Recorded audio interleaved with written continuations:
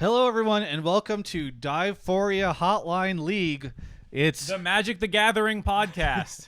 They're going to love that. They're going to love when you just throw that brand in there. I just want to point out that the very first thing, neither Drakos or I were the first people to say Magic the Gathering at the start of the show. You've only been talking about it 30 minutes pre-show. You can't prove that in the VOD. You've been here for like 5 minutes. All right. Anyway, so we are in an undisclosed location in the greater London area, and it's me and my constant co-host, Mark Zimmerman. How's it going, Mark? It's going pretty good. Just finished casting G2 versus PSG with this man. And well. Eating Italian food. Yeah, then we went on a dinner date, shared a bottle of wine, so we're 100% stone sober. Yeah. Great. Looser than PSG early games. Jesus. Here we are. This is what we're doing. You should mention that's non-alcoholic kombucha. That is a non-alcoholic kombucha. I just like kombucha. We have a new sponsor that we're announcing for the show, and I don't want to give them the wrong impression. Not a bunch of alcoholics? Yeah. We're not. All right. So first off, shout out to our sponsors. As always, Alienware is here with us, but for MSI coming in, and they're covering a lot of my MSI coverage. We have OnePlus joining us. We'll talk more about them later, but they're a MSI partner sponsor, and they decided to come in and sponsor my stuff too. We're going to be doing giveaways for tickets and all sorts of cool stuff, a phone, etc. over the course of MSI. So we'll talk about them in the ad break. But thank you to OnePlus and Alienware for sponsoring the show. Our guest this week is none other than Drakos. How's it going, Drakos?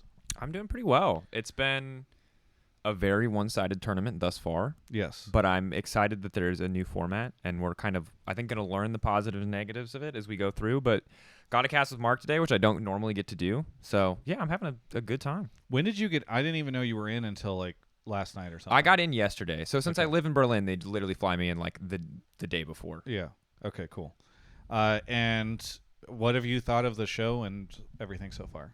I mean, there were hiccups on day one. I think, like, people noticed technical issues, but I'm impressed with how quickly, like, the team turned them around. I think in general, the struggle of play-ins, like the immortal struggle of play-ins, is finding the line between being, like, really honest and authentic about expectations for teams, especially from, like, smaller regions, without being disrespectful to them. And I think that that's, like, still tricky because it's, like, I just like the example from the desk, and this is no shade to anyone on the desk, but it's like when we talk about G2, we talk about, they're struggling domestically, and we're much more critical of them because they're a team that we're very intimately familiar with. And then because we're overcautious about being disrespectful to their opponents, we're like, they're the best team in their region. Yeah. Here's the list of accolades. And it's like, well, what are the predictions? Oh, G2 are going to smash them. And it's like the coverage doesn't quite line up. You know what I mean? And I think that's something that I think, it's an ongoing challenge. Well, I mean, how much are you guys gun shy? Because I remember back in maybe it was like 2019, there was just like, especially the EU casters, but I feel like the Western casters in general, and analysts just got slammed for being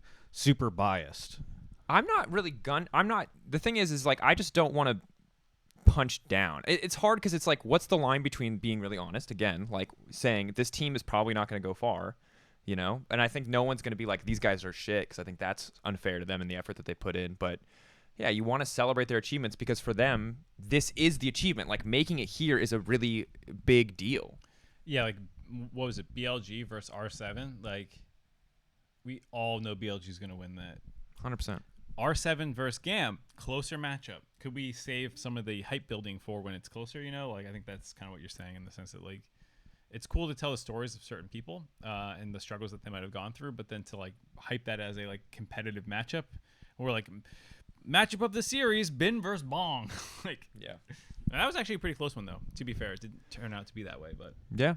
And that's the thing that I think is important to understand, is that it's, for me, people really want teams to be celebrated above all, and I think teams should be celebrated for sure. But I think that sometimes people want to go too far and they want to overpraise teams, because it really, you can shoot a story like in the foot before it even takes off. Because like, if R7 do win that, the thing people should remember is that, like, no one believed R7 would win this. Not that, like, R7 are this great team who dominated their region. Because otherwise you're, like, undermining the achievement before it even happens. Yeah, that stuff drives me crazy. People will do it also in retrospect, too, where they're like, oh, all these people were so down on this team or whatever. Deft was always supposed to win Worlds, you idiots. And it's I'm like, you're guys are ruining just killing. the story. Yes. Shut up. Yeah, exactly. It's like, no, this is not a thing. And now, like, it just drives People me just crazy. want John Wick. John Wick was always a badass, guys. He never struggled. That's the story I want. I want Yeah. everything to be John Wick. He was always great. He never struggled. I don't know. All right. Anyway, Mark, how you been? Pretty good. Speaking of John Wick, I saw it. Did we talk about this last time before I flew out? I think so. Yeah. Oh, You okay, said that darn. you were down on it or something. I think, right? Yeah, I think I was more pessimistic on John Wick than anyone else. I played Yes. Mage Seeker. I haven't given my honest thoughts on Mage Seeker anywhere yet since I've just been on broadcast. Yeah. Pretty mid. Oh. Gotta say, pretty mid. Was not a huge fan. I haven't been a fan of many of the Riot Forge games I've tried so far. Hopefully Convergence is better, but Well, there's only been 2 so far, right? is it just 2? No, there's the Ziggs rhythm game. I never. Oh yeah, I never Six played of them. that. It Yeah, just yeah. didn't appeal to me. So you just played the 2 then? I played the 2, yeah. Yeah. Rune King and the other one. I liked Rune King for the record. I thought it was like well done. I just like those kind of games in general. I get bored of very quickly. It just doesn't appeal to me in the same way. And I thought Mage Seeker was really buggy for me. I loved the boss fights. I thought the boss fights were sick, but like sadly it was like chock full of issues when I played it, which undermined the experience a bit. Well, rip. Yeah, I just felt like it wasn't very deep in terms of like there weren't many RPG systems. Like the upgrades you got, just felt like you were eventually going to get them no matter what. I got them very quickly, and I realized I'm only 60% of the way done. My character's like maxed out basically. I can like unlock a couple more spells that I'm never going to use, so that feels useless. The base building is like kind of on rails. You don't really do anything with it. Like it just happens. It just doesn't feel like there's quite enough depth for me. And the Rune King one, it was a similar thing where I was like, ooh, I can't wait to choose my party. And it's like, you don't really get to. It's kind of more like Final Fantasy. Yeah. Some of the earlier ones where like, you just get the party they give you. And like, oh, you like that Dragoon character? He's dead now. He's out of your party. I'm like, oh, I really liked Kane. I guess I don't get to use him now. Yeah. Well, my past couple days have been really fun. How much should I get into it, Mark? Tell him about how many times did you throw up or shit yourself in that 24-hour window? I was actually ready for this to turn into either Magic the Gatherings like tangent and or a OnePlus tangent. I thought we were setting up for the sponsor shout out. No, I thought it was 100% about the food poisoning. Definitely about. So I don't know if it was food poisoning at this point in time because apparently Broken Blade also had it, and then And he doesn't eat, so it couldn't yeah, be poisoning. yeah. It was definitely food poisoning. No. I mean, Cass also had it. There's a bunch of people who ate at a bunch of different places and are in Yeah. different hotels and are all experiencing the same thing. It's the water. It's yeah. I've the been British- anti-London water for a while. I swear to God, this one bottle of water is tinged. It has a hue to it. My man saw one bottle of water in the all of venue them. It's that looked literally the murky, exact same- and he it's- was like, Dude, "We're it's the gonna same die." brand. It's all the same brand. Has this like murky hue tinge to it. And Yeah. It tastes bad. It tastes bad. I drink any kind of water: tap water, still water, sparkling water. This is the first time I've actively avoided. Like I drink Dasani. Yeah, I was gonna ask if you drink Dasani because I drink Dasani, no problem. I drank this and I was like, I don't feel good. All right, so no, here's what happened. So I started to feel kind of bad on Monday night as I was going to sleep, and then I woke up and was feeling kind of shitty. And I was like, I don't know, I feel like kind of under the weather. I don't know what it is or whatever. And I'm like, okay, well, I don't have an interview for the first game, so I'll just wait, or the first match. I'll just wait. And then I'm like feeling so bad. And so I messaged them and I'm like, yeah, I can't make it to the Broken Blade interview, which I found out later on we both canceled on each other because he was getting sick before his game at the exact same moment I was getting sick. So then I go and puke in this room, and then I just don't stop forever, and I can't hold down any water, and I'm just getting more and more dehydrated. Things are getting very spooky, and then eventually it gets to the point where like I don't know if it was dehydration or what, but like I started going numb in my hands and my feet a little bit, especially in my hands. I'm just like alone in my room, and I'm like, this is really weird. So I call. Twitter tells me to call 111, which I guess in the UK. Do you know this, Drakos? No. Yeah, so in the UK, you can call 111, which is like their non-emergency medical situation, which is really smart. Like in the US, it's very binary. It's either like you're dying or Are you ready to Or pay? rub some Are dirt you on ready it. to Are you- pay rub some dirt on it. $5,000 for an ambulance? Because if not, you're fine, Bucko. Yeah. And so I call 111, and it's just like the there's a pretty long wait or whatever, but then they're like, okay, you know, this is before I started feeling like I was like losing feeling in my hands. And they were like, yeah, okay, we're going to have like a local medical service contact you, but we're trying to find one that can help you, because I think it was just because like I'm not British, and so they're probably trying to figure out like, okay, this guy's situation is unique. So time goes on, and then like 20 minutes later or something is when I start to lose like feeling in my hands and stuff, and I'm like, okay, this is kind of scary because I'm alone in the room, and if I lose mobility, like I can't call anybody, I can't do anything. Like, How will you play Magic? yeah, how will I play Magic? Again, I'm not the one bringing it up, Mark. Trigger Mark. Yeah. Yeah. And so I call the front desk and I'm like, hey, can you guys call like medical services or something? Because this is kind of spooky. And so they call. I've never had like an ambulance come or anything like that. And then I won't say the hotel that we're at. I wish I could because these people were so nice. Mark could attest to this. I eventually hit up Mark and was like, Mark, can you come? Because like we're waiting for the emergency services. He's like, I want to go get dinner. I got stuff to do. I do not want to be hanging out with you. These women from the front desk just hung out in my room as I was suffering for like 2 hours waiting for the ambulance folks to come. Eventually they show up. The whole time I'm just like still vomiting, can't keep water down. It's like really, really bad. And then the NHS people come in and they're like, okay, it's too hot in here. You need to like not be underneath these blankets. They turn the AC down a ton. They're like, they do all these tests on me. They're like, we could take you to the hospital, but you're going to be sitting there for like 2 hours. And like, here's like the medicine that your friend can go get you. And so they're like, you can come if you want, or you can just like stick it out. I'm like, okay, well, I don't want to go to a hospital all by myself and just be sitting there for multiple hours. Like, I don't know. I'm just going to rough it out and see how this goes. And so then Mark went to a nearby pharmacy and got me some stuff. Paracetamol is the name of British acetaminophen, I learned. But anyway, yeah, so that was my really fun Tuesday. And then yesterday I was just like recovering from the really bad Tuesday. So it was like I've had food poisoning and stomach flu before. Nothing was ever as bad as this. This was really fucking bad. So yeah, that was my first couple days here. Damn. I'm glad that the story ended with Mark going to the pharmacy to get you medication. That's a real redemption arc. Because it would have looked real bad if he was like the doctor that came to my room after the 4-hour wait said, your friend can pick this up for you. And you were like, nah, man, I was at dinner. I went twice. To be clear, I went out twice. First, Travis was like, can you get me something to drink or eat? And I went to the store. I guess that's not how I sound. They don't have Gatorade or water or saltines, which is what Travis asked for. So like, I guess Gatorade's not a thing in London because I went to two places. Yeah, Lucasade, which I have some over there, and that stuff is terrible. It's so carbonated. I looked. I saw that there, and I looked at it, and I was like, "This is not Gatorade in the sense that like it will help you." So I saw that, and I didn't even get it because I knew it wasn't going to help. So then I got orange juice and something else the first time. You're like, "I can't have this." So I was like, "All right." To be clear, I'm vomiting like crazy, and he wants me to pour very acidic orange juice. Again, I appreciate it.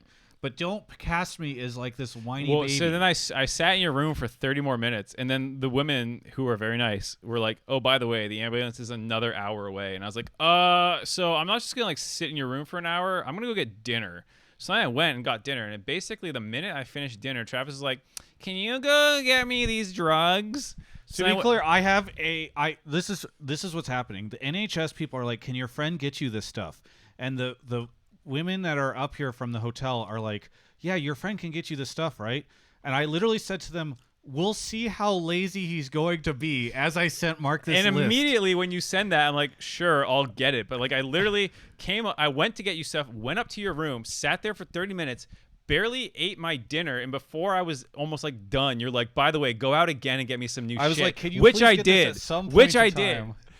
Can we talk about the fact that for 10 minutes before the podcast, we talked about Magic and Mark lost his shit, and now I have to sit here playing couples therapist for you two about this fucking food poisoning story. The moral of the lesson is, I'm just saying, I worked all day, went to a meeting, and before I even ate, tried to take care of Travis, then ate, and then went back to taking care of Travis. I spent 2 hours on Travis that night. You don't appreciate anything I do for you. Just you take me for granted. Like, just so you all know, I appreciate what Mark did, but just know that if you're ever in a bed with like medical services around you and you need Mark to go to the pharmacy, he will do it for you, and then just call you a whiny baby and act like a jerk afterwards. That's because what I would have done in your situation is I would have just tanked it. You either die or you recover, one of the two.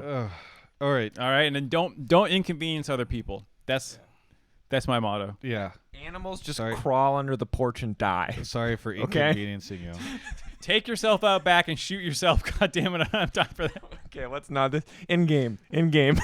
All right. So Talking about like a cow doing it, not Trav. let's talk about what's actually happening, which is MSI. Okay, first off, I mean, I know we'll get some calls about it, but like, Drakos, were you on board with the like Golden Guardians is going to be worse than a wild card team thing? Because it was Mark and I were talking about this, and I saw Mark's tweet about it, where like all these people were like, yeah, Golden Guardians going to lose to GAM, and they just suck and all this stuff, and then obviously that's not what's happened.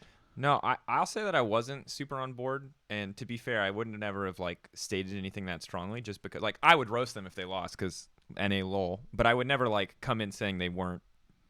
I wouldn't come in with a strong opinion because I didn't watch that much Golden Guardians. What I watched was like I was really excited about Gory, because right after I watched Caps absolutely sprinted on Cassante mid, I watched NA and like Gory was popping off on Cassante mid, and I was like, damn, that's rare. Like rarely do I see Caps run it, and then I gotta watch a mid laner playing in NA like really pop off. So I was pretty excited. I also I remember Stick Save like nostalgia wise from the CLG era, and I was like really excited to see him back on top, and I liked their story.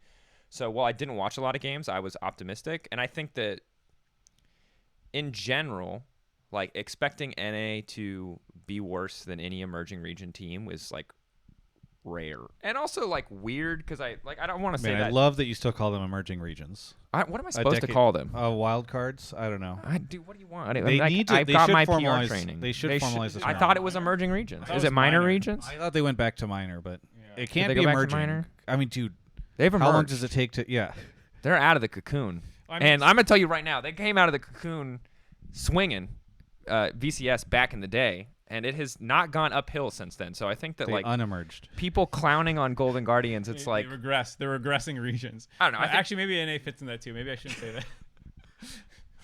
yeah. I don't know. I was like I didn't know what to expect from them honestly because I just didn't watch enough. But I was never like I didn't expect them to beat BLG in any world. And even if I had watched games, I'd be surprised if that was my expectation, just because BLG come from a region that's so stacked and so strong. But like I don't know. I think people just like to. It's the same thing with Mad Lions. Like if Mad Lions had come as our second seed, people would have been like, they're gonna lose to NA. They're gonna drop 1,000,000 games. Blah bitty blah. It's just. When you don't send a team that's had like historic international success or domestically hasn't been very successful, people are just like ready to jump on the hate train. I also feel like people just hate NA and just honestly think we're bad. And like there's a funny tweet or a Reddit comment that had the image of like NA smashes teams at MSI, all the minor region teams at MSI, goes to Worlds. Oh, I think this is NA's year. Gets smashed at Worlds. Oh, NA sucks again. Predict against NA against minor regions at MSI. Smash them. Oh, NA is good again. It's just this perpetual cycle. It's like we have never been bad versus minor region teams. There's like the Pentanet year, which is like fair enough, but like we always shit on the minor regions, and like we are so much closer to the major regions than the minors, and people somehow constantly forget that. And I feel like it's honestly a little insulting, and it annoys me when I see this. And like I love Molecule, and I love a lot of the people on his like little panel that he showed the power rankings for. But like Golden Guardians is 12th and like 10th through 12th by everyone, and people have like DFM and GAM and like the PCS with like PSG Talent above them, and I'm like, you're all fucking trolling. You're actually all trolling. Like Golden Guardians is not worse than any of these teams, and like maybe we'll lose to PCS and I'll be eating my words in like another day or two, but at the very least so far it looks like trolling to have said that, because we absolutely dicked GAM down, and then we're the only series to go to 3 games so far by beating BLG, who people are like dark horse tournament favorites. Maybe they're one of the teams that can win the tournament. Like they just fucking lost a game to Golden Guardians. Guys, shut up. Like we're so much closer to the major region teams than we are to the minor region teams, and anytime someone power ranks any NA team below them, you are actually trolling. And so like I know this is strong language, but like I felt this way. And even Raz, like I'll throw him out there too, as like people to go on the shit list of like just NA doubters for no reason. It's like maybe PCS is better, and it's like no. They like once in a blue moon, and like the Flash Wolves of old from like 6 years ago, fair enough, but like live in the modern fucking era. Like PCS hasn't done shit in years. They've been poached into oblivion. Like all their best players playing in the LPL. It's not a shot. It's not a shot at the region. I'm just saying like what's happened in recent years. Just well, look. And like historically they're a super top heavy region, and like they have had decent international placements, but also people need to let go of their expectations for international placements, because we don't play best of 1 anymore. Like that's the big thing. We play best of 3 into best of 5 now at MSI, and it's like it does, like, if you want to use that against NA or EU, you can, because I think it very likely means that, like, our deep tournament runs will basically be decided on if we can draw each other and beat the shit out of each other, because I don't know if we can beat LCK or LPL teams. But it's like GAM taking best of ones against other teams in their best year does not equate to that. Like, that team might not have ever been able to win a best of 3 because they were incredibly, like, you can call it cheese, you can call it unique styles or whatever, but like that data pool and that data set is not super relevant anymore anyway. So it's kind of annoying that you're like, based on their regional dominance and cross-region comparison is shit anyway, and they're like historic success. Yeah, but it's like historic success in best of 1. And now you're playing best of 3. And even then, historic success is like a couple times over the history that happened. It's not like consistently shitting on us. And so, like, to that point, you know, like, of course, anything can happen. Maybe, you know, they bounce back and PSG beats NA and Golden Guardians doesn't get out. That can happen. People can rub it in my face then. But, like, it's the same way that, like, I'm not predicting NA to go beat any of the LPL or LEC or LCK teams. And even LEC should be favored against us. It's like, just based off history, that's what you should expect. And I think, like, the dogging on NA is just the only reason it doesn't make people look as bad as it should when they say these ridiculous predictions that then prove wrong constantly again and again is because NA's not, like, doesn't have the viewer base really to fight back and punch back. Like, we are the smallest of the major regions in terms of interest. So when people predict against us, it's always like, haha, oh well, didn't turn out that way. And then when they predict right, when we do end up having these colossal failures, because to be fair, we have had colossal failures, then it's just a punching bag of haha, look how dumb we are. But then when they're wrong, no one ever punches back because there's just, like, not enough weight behind the fist. Yeah, I feel like in a very privileged position as an LEC rep, especially in, like, the era of G2 doing very well internationally, that, like, winning just does so much for you internationally in terms of your perception of how strong your region is. And, like, our region could be absolutely shit internationally, and, like, we haven't been doing great, to be fair. We've still been doing okay, but, like, we're gonna have to be shit for, like, 5 years before people will be like, that happened in 2019, it's time to let it go.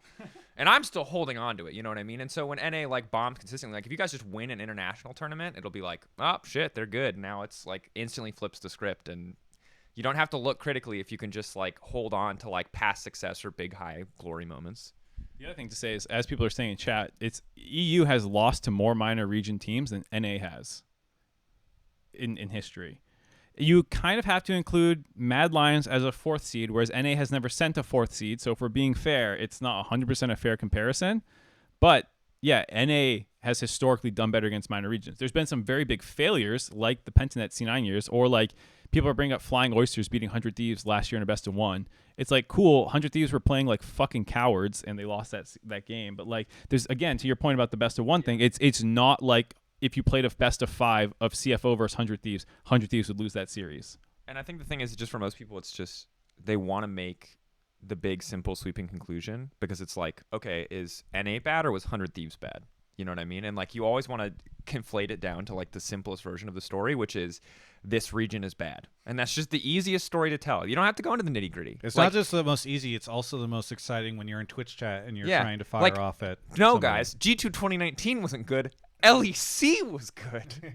And, like, to be fair, that year, Splice, Fnatic, and in the following years, we had a lot of truly great representatives, but, like, that single team's reputation carried perception, and then our teams also followed up on it. They did perform. We did have some of those great years, but, like, yeah, people want to distill every take down to the simplest thing. It can't be, no, this champion's good sometimes. It's Red 5 Renekton is trash and will always be trash. You know what I mean? People want the simple, hyperbolic take. Yeah, and, like, at the same time, like, okay, you know, EG beat T1 at MSI in a best of 1. Like, if you want to draw how ridiculous it is to say that one team's like, oh, they're kind of comparable because they won one best of 1. It's like, well, yeah, there you go. EG beat T1 in a best of 1. Do you actually think EG has any fucking shot of beating a Korean team in a best of 5? No. Right. Now that Drakos has been invited on the show and then immediately had to do couples therapy and do rah sis kumbah and but, like, to be fair, I'll just say that, like, regional comparison is always hard.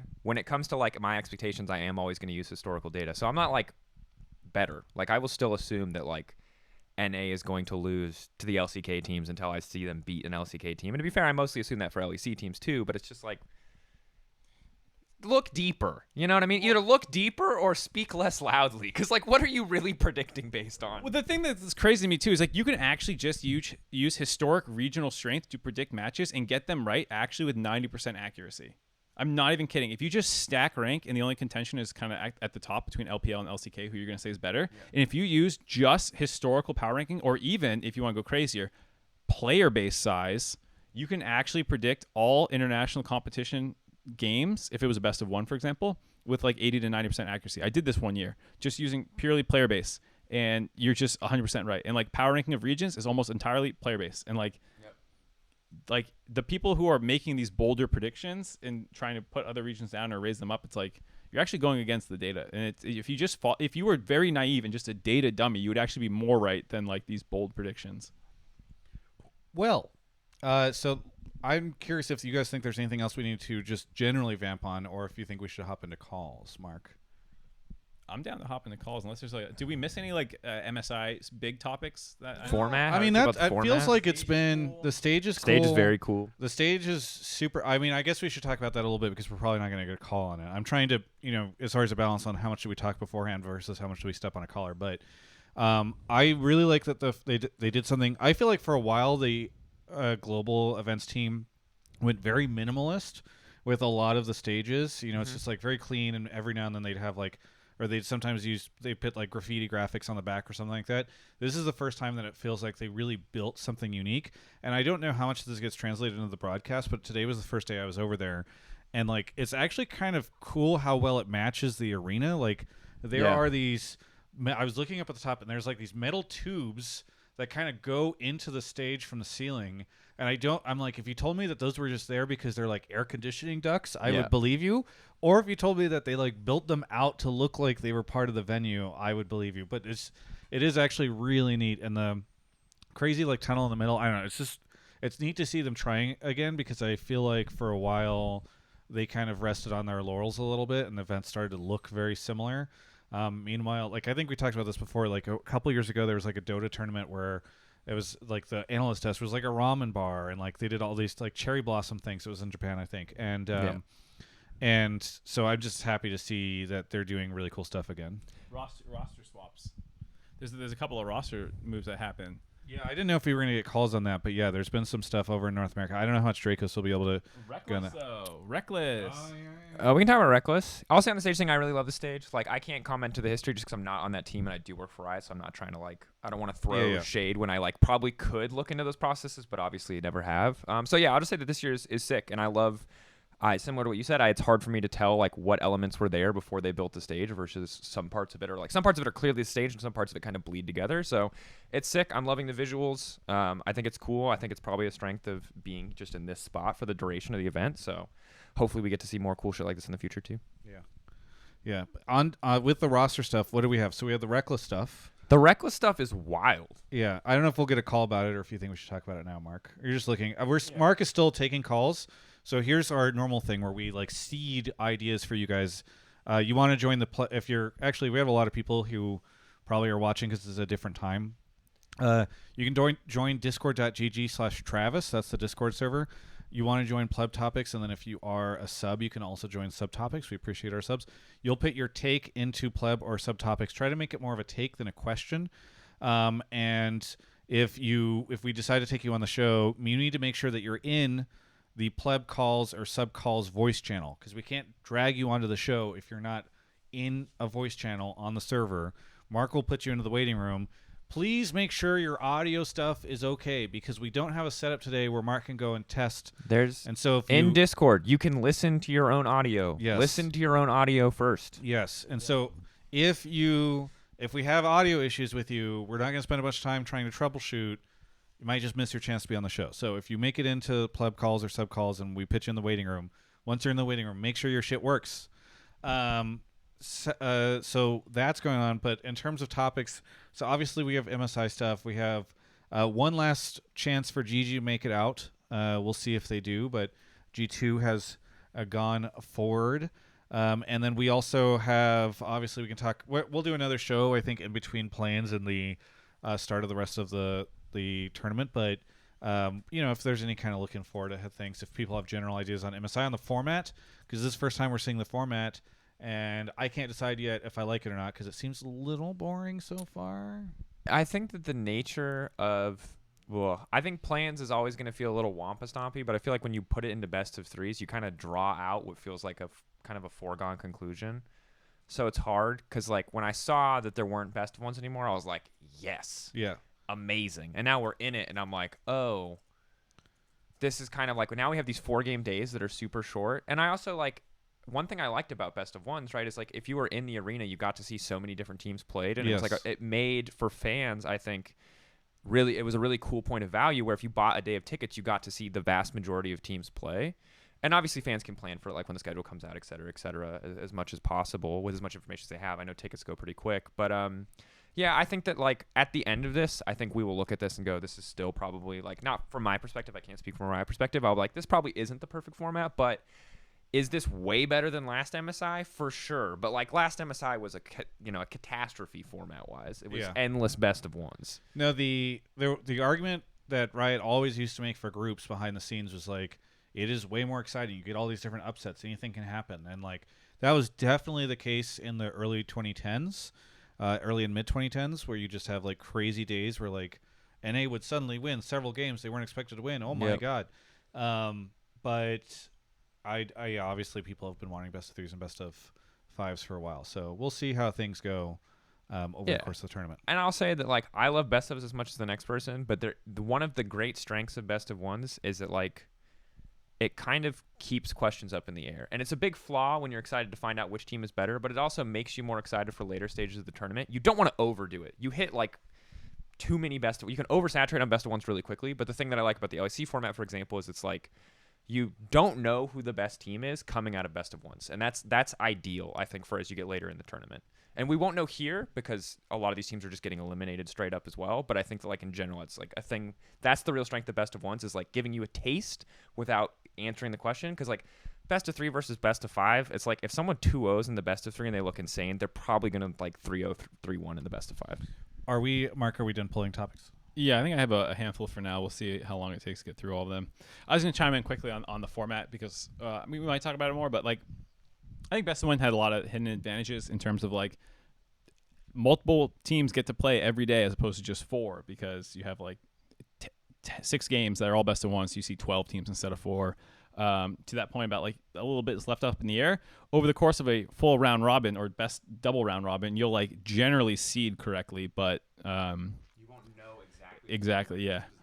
It got bad when you had to rewatch repeat matchups that you already know, because the seeding tended to put like a minor region team against T1. It was like LLA's rep Team A's last year versus T1 in Group A with like Oceania, and I think that was it. And it was like, dude, does this even need to happen? Do they need to play 8 games? Like everyone knows T1. Like, and that's one thing I like about this is it very quickly sorts into good matchups. We're like, yeah. BLG versus Golden Guardians tend to be closer than we thought it was going to be. And like I think the games tomorrow, we haven't seen them yet, but I would expect those series to be a lot closer. Yeah, so like it's like the opening rounds of a fighting game tournament. Like, yeah, Mango's going to shit stomp his first like 5 or 6 opponents, and then the tournament gets good. So like this would be the weakest part of this tournament, and we'll have to see if it justifies it in the upcoming days, and especially in the main stage of the brackets and stuff. All right, time to hop into calls. All right, I'm just going to YOLO someone. Yeah, okay, right? So hopefully this works okay. Here we go. Hello, caller. I know you're muted right now, but can you unmute and say if your audio is working? Are you muted? No, Treethan is muted. Treethan, you got to unmute. Hello. Hello, Treethan. Welcome to the show. Where are you calling from? Hi, I'm calling from Manhattan right now, but I'm in Jersey City, New Jersey normally. Nice. Well, I remember we had you on the live show at Worlds before. What do you want? And Drakos got his drugs from his bodega. Yeah. Whoa. What do you want to talk about? Officially, that never happened. What do you want to talk about on the show? My take is Golden Guardians losing the way that they did to Billy was great, because it shows not only they have fight, but that they can play more international games and will now make it to at least semis. Wait, they'll make it to semis of the event? Yeah. Okay. I'm trying to think of the format and figure out what that path That's looks like. deep. Yeah. That's really deep. Well, the path would be that I assume, they win the last chance qualifier versus presumably PSG. Yep. They get seeded into the main stage, which is a double elim top 8 bracket, and that's all it is. So they would have to win 2 immediate best of 5s or through losers bracket to make like semifinals. I'm not sure what semifinals is in a losers bracket. Yeah. When is the cutoff? Is it top 4? Right. Also Do you mean top 4? Yeah.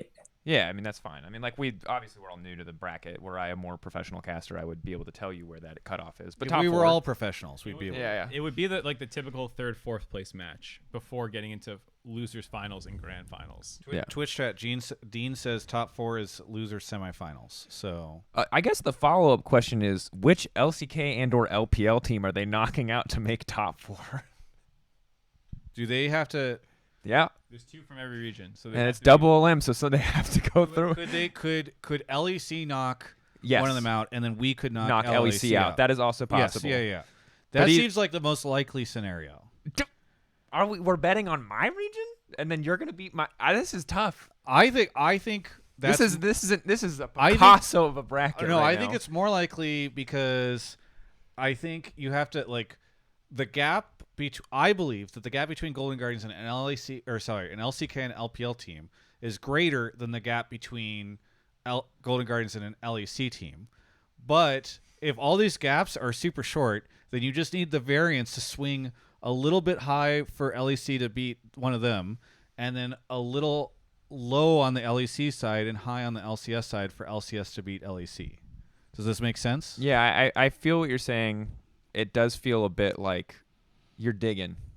I'm just trying to solve it's a the stretch. equation. Yeah, you're trying to solve the with equation, the highest probability, and I think the probability feel you. of LEC of G2 smashing one day and then just randomly losing to Golden Guardians the next is higher than anything else. This is what I'll say. As I think that the Gragas Yasuo game especially was a great indicator that Golden Guardians have what it takes to play a longer game. I think that composition in general is pretty simple, and I think that it gave them a very clear way to execute, and it simplified their game plan, which I think helped them perform better because it was just all parties on the team knew exactly what they needed to do to win Kill fights. elk. Kill elk. And I don't think it's always going to be that simple, and you saw that it was much harder when they didn't have that game plan, partially also because, I think they pissed off BLG, and BLG suddenly sweated a little bit more. We got a tank from Bin. I think that there have just been too many sloppy early games so far from GG for me to believe in them in the capacity that you do. I'll say that if they really clean it up, I think they can definitely show more than what they showed today and surprise us. But it's hard, man. I mean, the Kindred game was really rough. Even the games that they were expected to win, there was in the first game they played, in the first series they played, it was set died instantly, and Hui had a great rest of the game, don't get me wrong, but it's you can't make those mistakes against the top teams. I went on this whole diatribe about not underrating North American teams. Yeah. But I also said, as an addendum to that, I was you also can't overrate them, and I feel we immediately disregarded my advice by saying that we're making top 4. We're not making top 4, treethan. Okay? Well, I'm iron in league, so of course I overdo everything. Treethan, that's not. You don't get you got to just base. You got to back up your analysis. You don't sell yourself out like that. There's no shame in being iron in league. Don't sell yourself out. It's really hard to be iron in league. Do you know how talented you have to be iron? That's what, and that is a talent, but don't that's completely unrelated from your prediction. You couldn't have gone. Your My reasoning analytical being skills bunk are has top nothing to tier. do with your Think rank about it being like that. poor. You couldn't have just said oh man, Golden Guardians versus BLG gives me hope that they could beat a European team. It was all the way to top 4. I actually do think that Stixay showing up internationally and will be a thing. They had a rough game today for sure, but also Licorice had an amazing series today, and I do think that their jungle mid duo is fantastic as well. So I actually really do see them going far. I think, on the positive side, that if we take the highlight moments from the last two series for Golden Guardians, there's a lot to believe in. I think it is balanced out by a lot of the more lackluster moments, and I think if you choose to believe that we are more consistently going to see those high highs, I can understand why you would believe in them to go further. I'm not on board with top 4, but Licorice has another sick Cassante game. Hui has another bunch of crazy engages. Stixay really pops off. The recipe is there. It's just the consistency is what I'm not on board with. I would even struggle to say Stixie had a good series. He got destroyed in lane by Elk 3 times in a row, pretty brutally. That Zaya game, he barely got to auto attack. Like, yeah, I'm trying to focus on the positive Dude, here it was because like- I want to believe in the players. But It was like mom spaghetti. That was a game they won too, but that was a complete mom spaghetti flash in level 1. And he had a couple other ones too. or like and for the Jinx rocket that he didn't even dodge. Like, yep, a lot of those. So like, yeah, I like 6A a lot. I actually do think he look a little shook, and like maybe he'll play better in the future. But I don't think when you look at the caliber of 80 carries coming from all the Eastern teams, Ruler, Elk, Gumayushi, Pays, like I don't think Elk isn't even the big boss. Elk is the appetizer guy. That was terrifying. Yeah. So, I mean, like maybe versus like Hans and Mickey, like, yeah, the Hans and Mickey are going to do better, but they're not going to like destroy him 40 CS in lane and taking turret at level. Well, I mean, we'll see. That's like the thing with Hans and Mickey, right? Like when they had Draven, they were doing that. And before they kind of, I would say maybe became overline on Draven, they were doing that to a lot of people. So like peak Hans Mickey is terrifying, but yeah, I agree on average. I mean, even this series, like G2 made a lot of dives happen bot lane. Yeah. So even though, hey, great performance, but no. Okay, so to wrap up the call a little bit, I guess the question for you guys is how far can Golden Guardians go? Do we all three of us have them making it out of plans? Do you not, Drakos? Where? No, I have them making it out of plans. I think PSG are they're actually like I think that series is close. And I think that series is mostly close because PSG, I think that Golden Guardians can break the game open, and that's more often than not, I think how they win is by playing things like Gragas Yasuo, playing things that aren't just scaling late game team fighting. But if they're in a situation where they can't close confidently, which again, based on the lack of consistency, I don't think you can fully say like they're going to get a lead and then close out cleanly.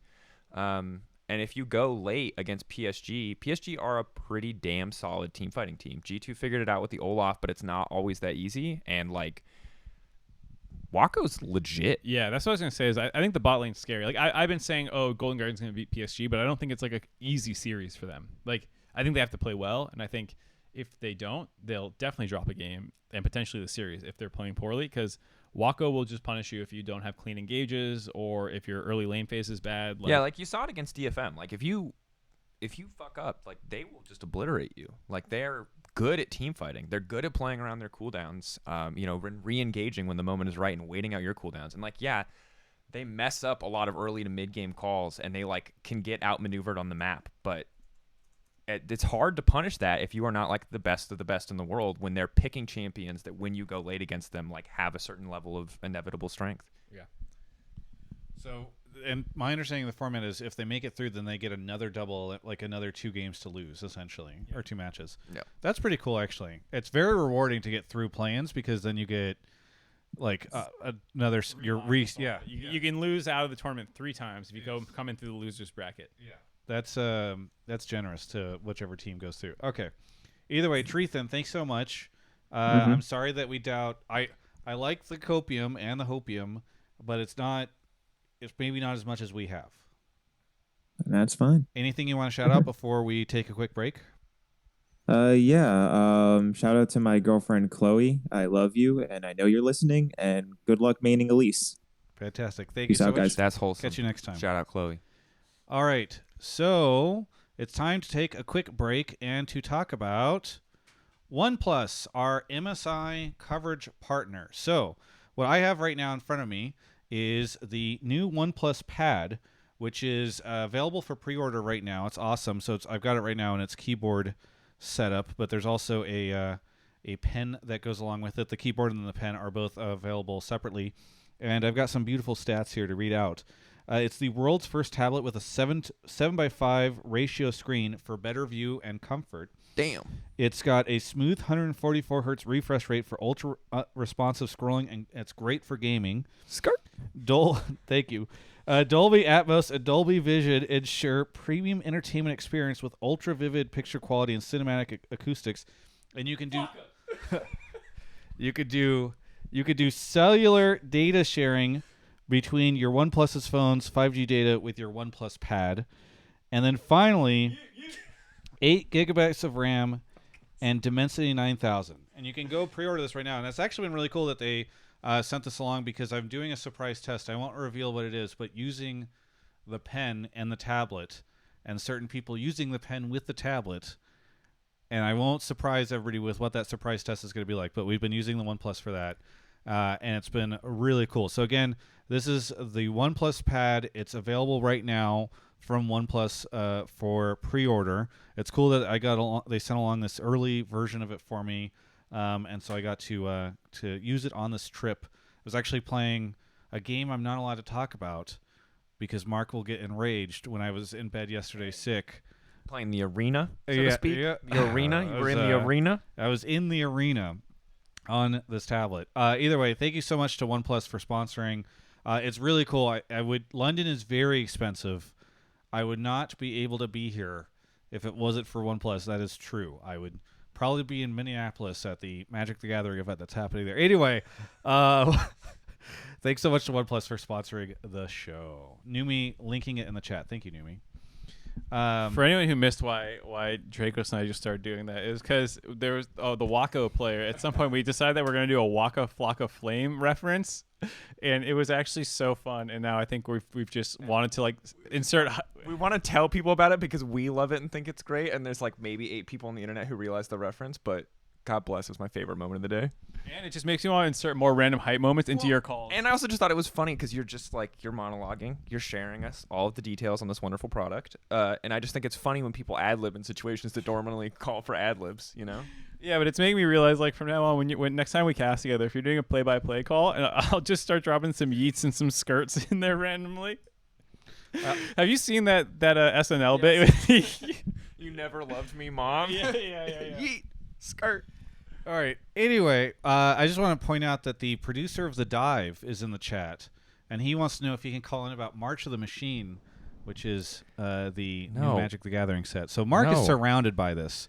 Anyway, no, you may not. Mark's grabbing our next caller right now. We'll make a new podcast. Zemelci, is your audio good? Can you unmute? Yep. Is Hello. my audio working all right? Yes, I think we should be good. We'll see if Twitch chat freaks out in about 5 seconds, but we hear you just fine. Super nice. After all this time, I met Zemelci today. They were in the audience, and it was cool to say hello to them. Nice to meet you again. Yeah, it was a fun time. Mark pulled me for 2 topics. One's kind of similar to the last one, so I'll do the Loud one first. So Loud should be the favorites to make it out of Group B, and then lose to Golden Guardians on Sunday. And remind everybody where you're calling from, even though I met you today. Oh, London. Okay, very good. Side note, London food is good. Do not be lied to by Twitter. Initialized did a good thread. Anyway, Loud should be the favorites in Group B, mainly because I think Loud actually had pretty good early games versus G2 and play a more aggressive early game style of comp. And I think that we saw today that PSG kind of struggled against that, and sure, G2 are better than Loud quite clearly by the fact that they 2-0'd them, but I think that it was more that Loud got unlucky in being the team that went up against G2 than that Loud are significantly worse than PSG. And so I think that as long as Loud stick to their guns and play an aggressive style, it might get a little messy and they'll probably, drop a game here or there. But I think Loud should be the favorites to make it out of Group B, because I think they should just I don't think that PSG can keep up as well with an aggressive playstyle. Yeah. I'm sorry. Hold on. We got a quick side note. Everybody, you no one. distracted Hold us, on. Zemelci. We understood your question fully, but first we have to respond to the Twitch chat. No one is saying British food is good. I want to be clear, Twitch chat. No one said that. They said food in London is good. No one said the bangers and mash and the pie are lit. They said the food in this city, London, is good. And it's a huge multicultural city. There's literally no way the food could be bad. Yeah, the best food in London is in Chinatown. Our best food is the people we stole from other countries. Okay. But well, I mean, maybe historically accurate, but wrong place. But yeah. Jesus. All right. So here's Mark and I had this conversation about the food in London, and we're going to address this now. because Come we back have to loud. We'll come back to loud, but this needs to be addressed. And I was talking about this with somebody else.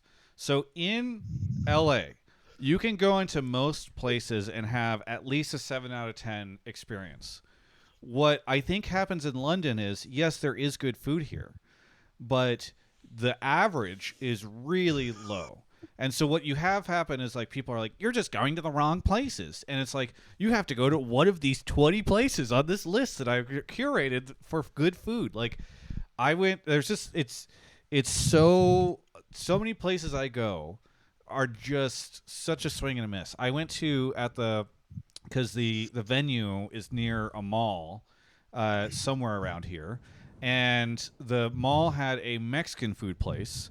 And people were like, oh, how dare you go to in London and expect the Mexican food to be good? And I'm like, you can get great sushi in LA. You can get great Italian food in LA. Like, I don't think that you need to, that just because you're on the other side of the continent, or sorry, the world, that you can't, like, that's an excuse for saying the food can't be good. I think there's some validity to that, but I think there is probably a direct correlation with how many people from that culture live there with how good the food is. Okay, here's the thing. This Mexican place, it had like 3 tacos, and then it had hamburgers, and their special was like barbecue chicken. Like it was not in any. They were not even attempting. Okay. It wasn't like I had a burrito. You're and I saying was like, you've walked into the wrong place. See, that's that's what they not always like... fucking say. They immediately go, "You went to the wrong place." But okay, listen, but like, Travis, if you look in the center of your head, you have these things called eyes, and you can use these eyes to look at the menu and the brain inside your head to go, oh, damn, this Mexican place is offering hamburgers. I don't know if this is going to be the Mexican place. They don't have the menu displayed up front. Here's the difference. In LA, you can see a Mexican restaurant and you can walk in and you can trust that you can get Mexican cuisine. And you know, LA's right next to Mexico, but like you can walk into an Italian restaurant and not expect that the things that you're going to see there is like sushi and tacos, right? Like you can also walk into an Olive Garden and get some slop, and they'll just call it tagliatini bambini or whatever. Olive Garden is at least a 7 out of 10. Olive Garden? What? Yeah, that is the worst. No, thing our I've chains, ever our heard. chains, This is our hometown chains bias. are still passable. You know what? In London, the chains are not passable. We went to Olive Garden in Times Square, and it undid all of my horrible American conditioning, because I used to love that place purely for the unlimited breadsticks. It's just salty bread. It's so salty. There is no other flavor going on I'm not there. saying Olive Garden is good, but it is at least okay. But the problem is at least you have to passable. remember, and I have this bias all the time because my significant other's from the UK. 7 out of 10 means C in the US, but to other countries that's like not bad. Because like, what is a middling grade? Why is 70% bad? That's just the American grading system that's like coming through for you. I think Why is 80% a B? I think Travis is saying 7 out of 10 is not bad, right? Yeah, 7 out of 10 is not bad. I mean, I kind of subscribe to this belief as well, because every place in the world that's like a somewhat large urban area is going to have good restaurants if you know the places to go. Like, if you come to Santa Monica or LA, West LA, I have a number of recommendations for you that I think are better than the surrounding area's food. Like, every place has the good restaurants. Yeah. The difference is, if you don't listen to my recommendations, you're not going to fuck yourself. Whereas in London, it feels like if you don't listen to the recommendations, you're going to like eat some dog water food. Yes. You have to get unlucky in Santa Monica to end at a place that has like bad food. I also think that part of the reason that LA has such like is like people in LA got very used to very good food, and they like won't settle for less, and restaurants like probably die if they don't have decent food. Whereas like, okay, but this is what's the hold difference with London? Hold on. British food is shit, and so if you look at the target audience for this Mexican food, it's people who eat food that I don't think is like I think is very boring. And I will say the same thing about Germany, and I love my Germans, but I'm selling you out right now. Like, every Asian restaurant is like bad sushi and like kind of like Vietnamese fusion. And you know what? I can't knock them because people keep showing up and buying it. So it's like, is it on the restaurant for selling what people want? I don't think so. It sounds like you're in agreement that the average, with Mark and my assessment, that the average food in London experience is bad. No, because you're now justifying why it's that way. No, I'm with you. Like, I agree that I'm willing to believe that the average here is not very high. Is that partially because I'm just directly adjacent to like every chain imaginable? Yeah, okay, 100%. But Like I have a different opinion than Mark, where it's like when I traveled most places, if I'm not working an esports event, like food is what I care about, and I look for good restaurants, and like I will find good restaurants in London, and that's not always the case everywhere you travel. So like I will say, oh sorry, I'll just say quickly that like I when I was in Berlin, I'm gonna remove you and then we'll bring you back and you can start. When I was in Berlin, I had no bad food experiences because I basically was just like Drakos' shadow for the most part. Yeah. Here, I made a couple of my own decisions. Those went poorly, and since then I've been other people's shadow, and it's been fine. That is what you have to do.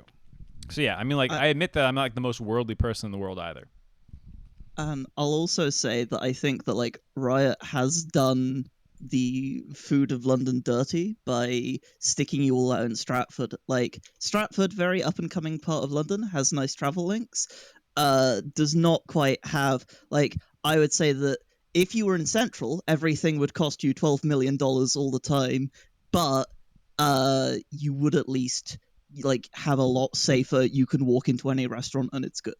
I'll extend the olive branch as well. That Travis is like, London's so expensive, and it seems cheaper than LA. No, you It are does. fucking crazy. No, this seems cheaper than LA. It was $150 to take a taxi from the airport.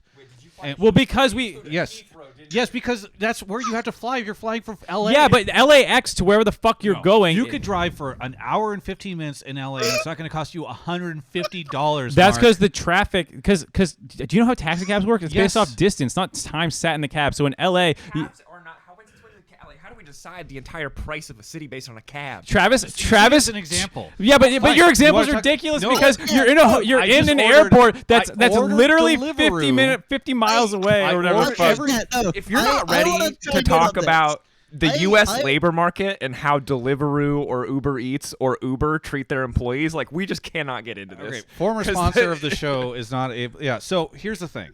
treats them great. No, if everything that I saw on the menu was the dollar amount instead of the pound amount, I would agree this place is just as expensive as LA. But it is when you do the conversion, everything ends up. way No, more it expensive. doesn't, dude. There's like an 8-pound, pretty solid blue cheeseburger that I got. Is it a pound wheat right now? I'm not keeping. It's above the dollar We- still. Yeah, it's not as good as it was. But like I'm saying, dude, you fucking eat it. What is that place that you like that I think is super fucking overpriced? Plan Check. Dude, a Plan Check burger with no fries is fucking $18. It's mid. It's mid as fuck, and it's an $18 Oh burger. my God. I All got right, a we gotta better move burger. on. I got a better burger for $8 We out gotta- here, we and gotta you're gonna move tell me that like on. somehow this is this dude's like Plan Check hating right now. Plan Check's amazing. dude, one, but you're also just like I took a cab 40 miles and it was more expensive It's than on my 40 miles to Heathrow. When you go all the way around, it's like It's 20 it's something. an hour How and much 15 do you think minutes. gas costs? This man burnt like $30 on gas to get here, and you're like, I don't want to pay more than $40. Dude, you can. your time is worth $10. You could go an hour Travis and goes 15 5 miles up the 495 in LA. It's 5 miles, but it takes 2 hours. And he's like, You can- it's only $40. This is such a good price. You can drive for an hour and 15 minutes. And go 3 miles in and LA, bro. not- Yeah, what did you think it was cutting through central London to get over here? I didn't cut through central London. They took me around. Oh, they cut through central London for They me. literally deliberately flew me to London City. Raz had a $250 taxi ride. They to get literally here. flew everyone they could to London City specifically to avoid that cab. I was in that cab. We Okay. went the long way, and the guy missed our turn like 4 times. I will say my first experience with London was complete shit. Not just the food, but like the taxi drivers, literally everything, the water. But yeah. I the burger's just wanna say- $24. Shout out to you, Crispy Pack, for googling. I want to say that Okay, you say this and then for we gotta everyone move who on. flew into Heathrow, there is a little train line called the Elizabeth line that explicitly runs directly from Heathrow to Stratford. That like is right there. It's like we have a city built around public transport that's there for the public to use to transport themselves. Anyway, Loud, why they're gonna win? Well, what you have to understand is that Travis is part of the bourgeoisie, We're gonna and talk he about will Loud. not. Gotta talk about Loud. He must be ferried. Talk about Loud. To be fair, I also took a cab. I can't knock it. I was just closer. Loud. How do I feel about Loud? I think that Loud also similarly. Loud collapsed in the late game against G2 in a game that they were very much expected to win, and so I think it's actually hard to give them 100% the benefit of the doubt against PSG. I see what you're saying about a stronger early game. for me as an EU pundit who's much more aware of G2 and their flaws, I saw a lot of what G2 were doing. It's like big fumbles, especially like game 1 in the mid lane. Like Yike and Caps just like really fumbled the bag on those first few plays, and that's kind of what gave Loud a big early advantage, at least around mid jungle. And because that's a play that they started, I would give that credit to G2 as a G2 fuck up rather than like crediting that to Loud. And so I don't think it is as simple as saying that like Loud are the favorites to play against GG. I don't think it's easy. I don't think that like I just don't know. I think their carry's just too good, man. I think Waco's too good. And I think that like short of absolute domination, and even then, like I have no faith in Loud's ability to close the game. Like, if they ban Aphelios and Jinx and just, like, never let them play a scaling champion, then I'm on board. But I think that if you cannot just execute, you're not letting this die. He's Google Maps searching the distance between 2 points so he can make up follow-up point. I'm just spoiling this. It's for my own internal, just, like, keeping of things. Back on Loud. We're on Loud. I'm just... Yeah. Checking something. I mean, I will say that at least Loud don't have to ban Aphelios because they just pick it every game instead. Yeah. I mean, I actually think it is a very close matchup. I'm not 100% certain that they'll beat PSG, but I think that does feel like the battle for the best minor region. Rainbow 7 versus Gam, or Movistar R7. Whenever teams merge and they like cut parts of their name but keep numbers, I can't remember exactly. But I don't think Gambler, Movistar R7 are actually the best team. So it feels like Loud versus PSG is the de facto best minor region team, which is a pretty cool battle to kind of have on the line. It's not like an official thing, but in my head at least. And I do agree that Loud has a pretty good chance, given that Route feels like he should be able to go toe-to-toe for the most part with Waco. If we want to go back to history, how many times has Brazil beat the PCS? Not often. Like almost never. Brazil is like, and like that would be a really, again, that further builds it up that this would be really cool if Brazil was able to win. That's like a monumental not an achievement, obviously. I'm sure they want to accomplish more, but I don't have faith in Loud. I take it back. I don't think Loud are good. I don't know why I'm following this train of thought. They're gonna get their ass whooped. I don't know why. But what about by DFM? Because they played DFM first, so I was expecting. Oh, DFM is close. Okay. I think PSG is not close. Okay. I think PSG kind of clowned on DFM in game 1 and then kind of were their own worst enemy in game 2. So if Loud does not absolutely blast DFM, I have zero faith in Loud to bring it back. I feel like Loud will beat DFM easily enough. I think bot lane's the only close role. Toll 2, this sounds really mean to say, but I feel like he was arguably the worst player so far in the tournament. It's like either him or Seo, the 80 carry for Movistar. That Aphelios game was like, bad. I need some eye bleach after that. So I'm expecting DFM to beat Loud. Or excuse me, Loud to beat DFM, which would then cause the PSG rematch, which is where I was kind of getting ahead of myself. We won't have another Hotline League until this play-in stage is done. So the next Hotline League will be after everything's resolved. So that's why I'm kind of calling my shot ahead of time and saying I think Loud might have a legitimate chance to beat PSG, but maybe not. You guys want to hear a joke? Sure. What's the hardest thing about being a vegan and a Loud fan? What? Deciding which thing to tell people first. We're not going to... Fazo L, I love Brazil. Come to Brazil. See what happens, Drakos. Just want to say that the views of Drakos do not represent those of Hotline League. I've got no problem. I think the Loud fan base is sick. And I think that the minority that get really aggro and crazy on social media are probably not celebrated. I love the passion of the Brazilian fans. And they're awesome in Valorant. Medic hasn't been able to leave the hotel in 2 days since his tweet. I do think Drakos has beef. He doesn't. It was a vegan joke. Keep up. It wasn't a Loud joke. It was a vegan joke at the end of the day. Okay. It was both. It was a twofer. I think Rombo looks good. 10 Owens I'm a little bit worried about. Yeah. Again, it's like the problem with that best of 3 is that like you can say that 10 Owens like had some really great moments, but in that game 1 especially where he was more set up to perform, I credit that to 1, he didn't, and 2, I credit a lot of the early advantages that were built on G2 really fumbling. Like, they had the not in Italy. This is what they wanted to draft around. They were first to the play in mid lane, and then they just, like, whiffed everything and continued the fight anyway and then died. And it's like, at a certain point, like it's no longer every misplay is also an outplay, and it's just like that's a misplay. Like at a certain point they're bashing their head into the wall, and we can't pretend that like the other guy is like mind controlling them to make it happen. And that's how I felt about that at least initial sequence of play. Yeah. I feel like I have a lot of faith in Robo. I have a lot of faith in the bot lane. Mid jungle is a question mark for me, and Arya and Steel is not terrible. So like maybe there's a way for DFM to win, but it does feel 4v5. I think DFM can win. I think that's like I actually think that's a pretty close match. Hey, thanks so much for the call, Zemelci. Oh wait, I think Mark pulled me for 2. Nope. Well, it was a very quick point, and then we'll debate it. Okay, cool. So just to say that I think that if G2 and Golden Guardians had swapped groups, play-ins would have gone the exact same so far. So like G2 would currently now have lost to BLG 2-1, probably slightly closer like games, but still the same result. And GG would be in the main event, having just like stomped their way out 2-0. I think that is a highly reasonable take. Like I think that to say you're just basically just saying that BLG are also better than G2 esports, and I think that is not an unreasonable stance.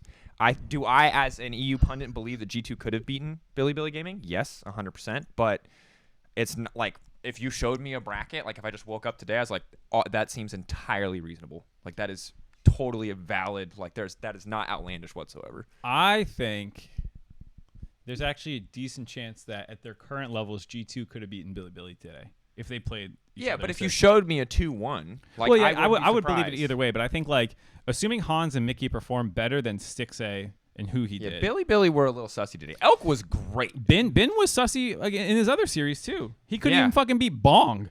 And then Licorice had a better series, you could argue, than Ben. Never not funny. Dude, Ben Bong is the funniest fucking matchup I think that's ever happened in League of Legends history.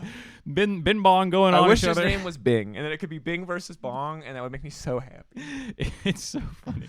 But like even mid lane, like Yagao was fucking getting clapped up level 1 by Aurelion Sol. Like Yagao has looked pretty terrible for portions of this tournament. Shun people kind of knew would be a little hit or miss as like one of the less experienced members on the team, but like Yagao and Ben are the guys with experience, and they have crapped the bed so far, and the bot lane's been incredible. And like I feel like Caps and how good Broken Blade is playing, like there's a reality that like he could do the same thing he did this series, but against Elk, where he's just like, okay, yeah, Elk, you're crazy, but in late game, all you need to do is run into and take your head off, like I had to do against like a 7-1 of Felios here against Wako. Like a similar thing could happen. So, like I actually think, I expect Billy to scale. I think Ben will start playing better. I feel like I don't think Billy's playing great right now, and they have a higher ceiling than they've shown. But like based off today's performance against today's G2, I feel like G2 could have won. Yeah, I think that with that context, based on Billy struggling today and G2 being pretty dominant today, that makes sense. We are moving off topic. Zemelci, thank you so much for the call. Anything you want to shout out before we go on to the next caller? Thank you very much for having me on. Shout out Alienware and OnePlus for making MSI coverage possible. And then finally, shout out Munchables, finally getting to do an international cast in London. I wish he'd gotten more days so he could get like a day with a proper audience, because my man deserves it. But I'm so glad we at least got to see him on the international stage, and I hope to get to see him on again. Also, Jamada, just more LPL people. Get them on. Thanks so much for the call. We'll catch you next time. All right. While Mark is grabbing the next caller, thank you to Slawcat, Fleet Phoenix, Zigden Freud, Keybworm, Kissick, Seaman Demon, and Dasher. Thank you, everybody, for the subs. Sorry, what was the second last one again? It was Seaman Demon. Got it. 22. Okay. Sorry, I didn't. Thank you. Thank you. Yeah. Raging Pianist. Yeah, we have Raging Pianist is one of ours. There's actually a lot. There's nothing wrong with that one. It just sounds like something. It's not. Yeah. All right. J&T is in the chat. J&T, where are you calling from? Jersey City, New Jersey. Jersey City. Hey, Damn, another the Jersey East person. Coast fan base really showing up. Yeah. Oh, everybody else is at work. Also, that's technically where most of the fans are, anyways. Anyway, so where most of the population is. Okay. Yep. J&T, what do you want to talk about on the show? Well, with the news of Rekkles role swapping to support, I think that we're going to see more AD carries swapping to support and top/mid laners swapping to the jungle. Top and mid laner swapping to jungle. Why do you say top and mid laner swapping to jungle? Part of it is Bwipo. We saw him play jungle for a little bit on Fnatic, and who knows if he'll be playing jungle in the future on the team? Maybe. Okay. Could be a possibility. I don't know. Let's start with the Rekkles one. I Do we think want we- to I talk think about we- the Rekkles move first, or do we want to talk about the philosophy of Rekkles move? Let's actually start with the moving to jungle because I don't think that's a significant one. Actually, I think that Bwipo is an exception. Bwipo is a player who one of his great strengths is that he has a very inquisitive mind and he loves to like learn every single aspect about the game, and that's something that he enjoys very personally. There are a lot of players like that, but I think Bwipo is the most clearly vocal about it and clearly excited about it that people can see.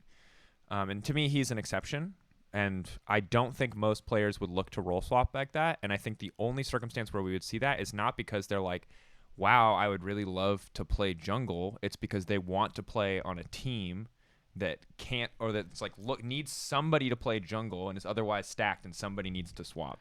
yeah, I also just feel like jungling it's a totally different skill set than laning. And so while Bwipo has pulled it off, it's actually been more common to see like people go other places. Like Insec went jungle to top. Like I don't think there's many swaps to jungle that people do.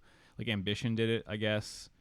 But it's like you can count on one hand, I feel like, world-class jungle swaps. Cadril went to jungle from mid lane. Then he went to cast because he wasn't a very good jungler. Then he went Hey. to co-streaming because he wasn't a very good caster. It just went jungle to top, right? Fuck. Yeah, I Damn. mean, like it's Doing him happened. dirty. It's happened, but I feel like AD carry support is like own special thing because like you're in the same lane together. You know what the AD carry wants because you're an AD carry player. It's a little bit less about your like mechanics and late game carry potential and stuff like that, and more about like moving around the map and setting up. So like I feel like AD carry support is a very common swap for AD carries later on in their career that I think like seeing Sven do it and seeing some other people do it makes a lot of sense. So on to the Rekkles one. Yeah, I'd say that like my struggle is when I got the pleasure in 2016, 2017 of like being around a lot for G2 scrims in that era where it was Sven and Mithy. And I think the way that the two of them talked about bottom lane, like it was very clear that they both like were very, very, very, very, very invested in like the nuances of 2v2 and what they could do, and they were both always very excited about that. So it didn't surprise me when Sven swapped to that. Now I don't have that same experience with Rekkles, but from what I've seen of him as a player and as a contributor to a team, like his big thing has always been like leave me on my own and like I will be reliable for you. Like I'm not the guy who gets the resources. I'm the guy who plays Jhin and offers utility. And like, yes, he plays Sivir, but he often is like sitting, chilling on a side lane. And that was like his great strength was that he was really reliable to scale up to the late game. Rekkles was, for some portions of his career, a 2v2 monster, but that to me was more based around the support that he was playing with. So like, I'm super skeptical if this move makes sense for the kind of player that I see him as. Am I ready to be wrong? Yeah, but like, his individual play at the start of winter was bad, and you can blame that on his lane partner. It got better with Advian, but still they weren't like a super dominant 2v2 lane. And so I don't know what the sales pitch is for Rekkles support, and I'm just going to kind of have to see, but I'm not sold. And I think that if he had been like super dominant and they had been like super clearly smashing every 2v2 they played on the side of Fnatic, and again, admittedly, spring was so much better than winter, I would be more on board, but it's like it's not clear to me what the sales pitch is for Rekkles as support. Yeah, I kind of agree with that in the sense that he was always a less aggressive and not even, as far as I'm aware, super vocal player. He just kind of wants to wants to work hard, but he wants to like do his thing. He wants to play what he likes to play. Like he doesn't want to be the center of attention on a team. And like when you're the support, it's not that you want to be the center of attention, but you need to be vocal, talking. You need to be plans, super vocal. yeah. And again, this is not like Rekkles didn't have an absence of these things. I think he could do these things. I've talked to him at points in his career where he had to rise up and be a leader, and that wasn't the style that really suited him. And so maybe he's crossed a point now because he's growing older and he's got more experience that he's like, actually, I'm less excited about the just be Mr. like reliable, and I do want to be more vocal, and this is how I think I set myself up to do that. But like, it's a very different look from the Rekkles of the past. And I'm just, again, like for his sake, I really hope it does work out for him, but it's kind of caught me off guard. It seems out of left field, and I am not sold. They also seem to not be given much warning, which makes it seem like, was this spur of the moment? It sounded like there was not much. Who knows? And then, like, I think people naturally look at the Sven comparison. Like, Sven wasn't always the most aggressive player in the world, but he is a very talkative person. He is extremely vocal, and like it suits naturally to become a leader on a team for someone like him. Whereas, like, I don't.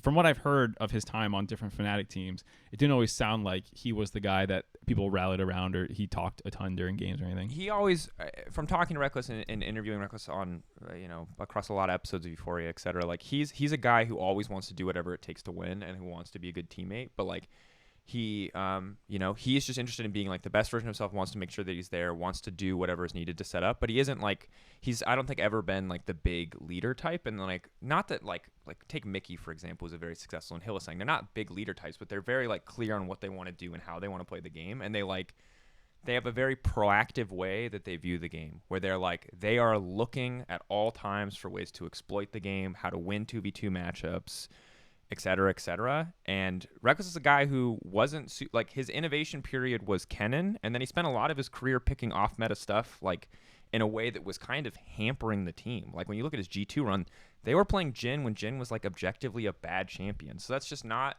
something that I associate with him. Again, I'm willing to be wrong because there's so much information that I just don't have, but I'm not sold. Mark, I mean, kind of on that point, and Mark kind of touched on this earlier as I was trying to get the microphone so I could say it. He cock-blocked me. So the thing that's super interesting to me about this is you compare it to a lot of other situations. Like this Ven one is a perfect example where it's like the swap occurred because the team wanted that, right? Like it was like, oh, this is something that the team needs. I'm going to step into this role. Sven was even like uncertain about whether or not it made sense for him to do it. And he's like, I don't know if I'm going to do this for a long time, blah, blah, blah. The Rekkles thing, like you were saying, it didn't sound like supposedly they had less than an hour from what I heard. It was basically like an hour and then boom, this is happening. And then like, okay, so it came like it feels like a continuation in some ways of what you were talking about, Drakos, where it's like he likes to do his own thing, and in this situation, he's like YOLO, swapping roles, and just gonna go do it. And so, I just think the situation is so different from what we've seen in so many other moments. Also, the fact that it happened like in the middle of the season. Normally, like these types of things occur in between seasons, especially if it's not something that the team is asking for. Yeah. And I mean, like, to be fair to the LEC in the new format, like, if you're going to make a decision like this is the last chance in the entire year to do it. And, you know, you got, if that's really what he strongly feels, then good on him for making that decision. But, like, without even knowing the details, it is out of left field. And I think it is really good that you highlight that it's mostly, like, from the team. Like, when Bwipo swapped to jungle, it was out of necessity for the team. And they brought Adam in. You know, it was like, I can't remember the exact circumstances. I remember him not being super thrilled about it, but like he made it work. And like in the similar situation with Sven, and also like Mithy became a coach, and when Mithy started, his whole thing was like he trained Sven. And I remember Upset went to like MSI with G2, and he talked so much about how he learned from those two, and Sven like learned from Mithy, and then he was going to pass that down. And there's like, you hear so much publicly about how these guys are like teaching and elevating the players around them, and just like that has never been the story for Rekkles. Rekkles is, and like maybe that's just a part that we haven't seen from him, but like that's never been his story. He's never been the guy who's like teaching the team how to play the game. He's like the young prodigy who just like kept being good and Mr. Consistent and Mr. Sivir and Mr. like gonna get you the big pentakills, and he's always gonna be there, and he's gonna do the fist bump thing and look really hot. You know, he's like that's really He's hot. gonna get tattoos. Really hot. Yeah. Shout out to Rekkles. Either way, thanks so much for the call, JNT. I know we kind of took it all over the place, but any quick responses to what we just said?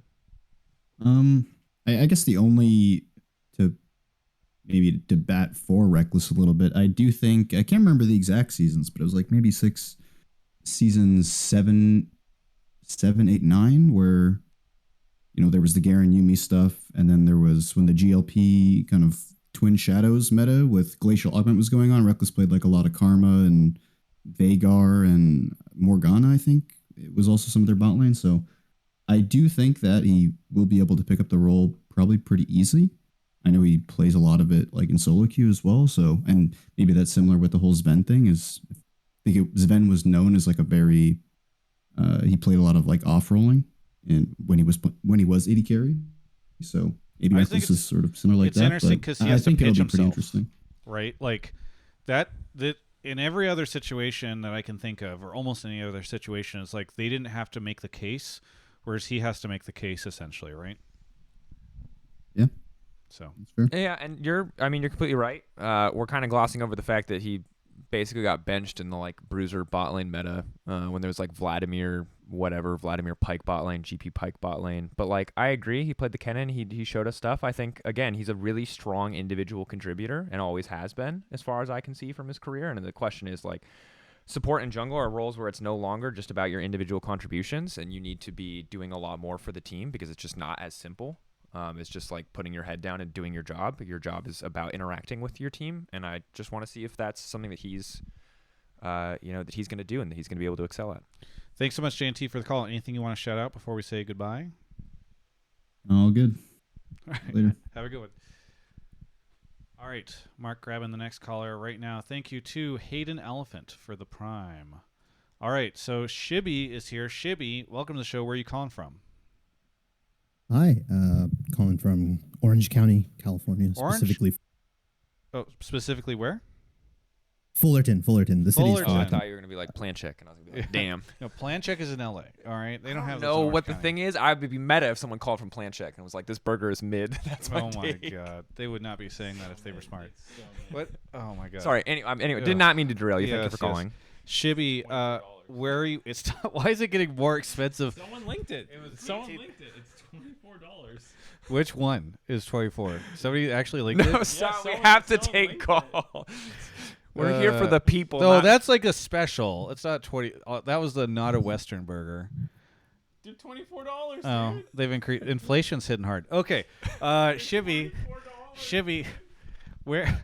Shibby, what do you want to talk about on the show?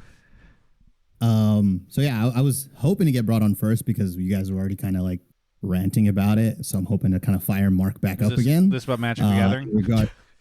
No. It's about the PCS and VCS regions and how they have been deemed closer in power level to North America, and how I actually think it's an appropriate take and not necessarily a hot. Caveat is though, I do agree that them being ranked higher than Golden Guardians is absolutely criminal. I think that's kind of dumb. I don't think they're better than Golden Guardians. But the argument is for me is that looking at it like historically, and I know kind of Mark was like, haha, best of ones don't really mean anything. But if you look at all of the world's results from 2021, 2022, 2020, 2019, like historically, NA has been very stagnant in their international results, similar to how PCS and prior to that LMS as a region have been consistently taking games off of Korean teams, have finished equal, if sometimes not better than some of the NA teams, right? NA is a region that has had higher resources, has been importing players, whereas PCS and VCS have had their players poached and have still continuously been able to, I would say, improve as a region and kind of take games away from a lot of the better teams. As a major region, as NA is a major region, it feels like, yes, we're closer to the other three major regions, but PCS and VCS are much closer to us than we think. And I think the constant disrespect for these regions is eventually going to bite us. I don't know if I'm allowed to cuss, bite us in the ass, just because of like, we've had two teams now in 2 years for NA go 0-6 in groups, right? We've had moments where PSG Talon, Flash Wolves from way back when, like all these teams from PCS and LMS have been like consistently doing pretty good, given the amount of resources and kind of just the players they have. Whereas like NA, we just haven't really moved. I don't know if your depictions of the PCS success is as fair as my memory is. I feel like we have different memories of this stuff. I don't know if you have any great examples. Well, so for example, I think like if we want to go a bit more recent, right? Worlds 2021, right? 100 Thieves ends up going 3-3 in their group, right? They don't make it out of groups. Cloud9 goes 2-4 in the group of, I think, what was considered the group of death with Damo and Kia, Rogue, Fun Plus Phoenix. PSG Talon ends up going 3-3 against Hanwha Life, RNG, and Fnatic. And granted, this was the Fnatic that I believe had the substitute with Upset. And Team Liquid ended up going 3-3 in their group in Group D and not making it out of Worlds groups, right?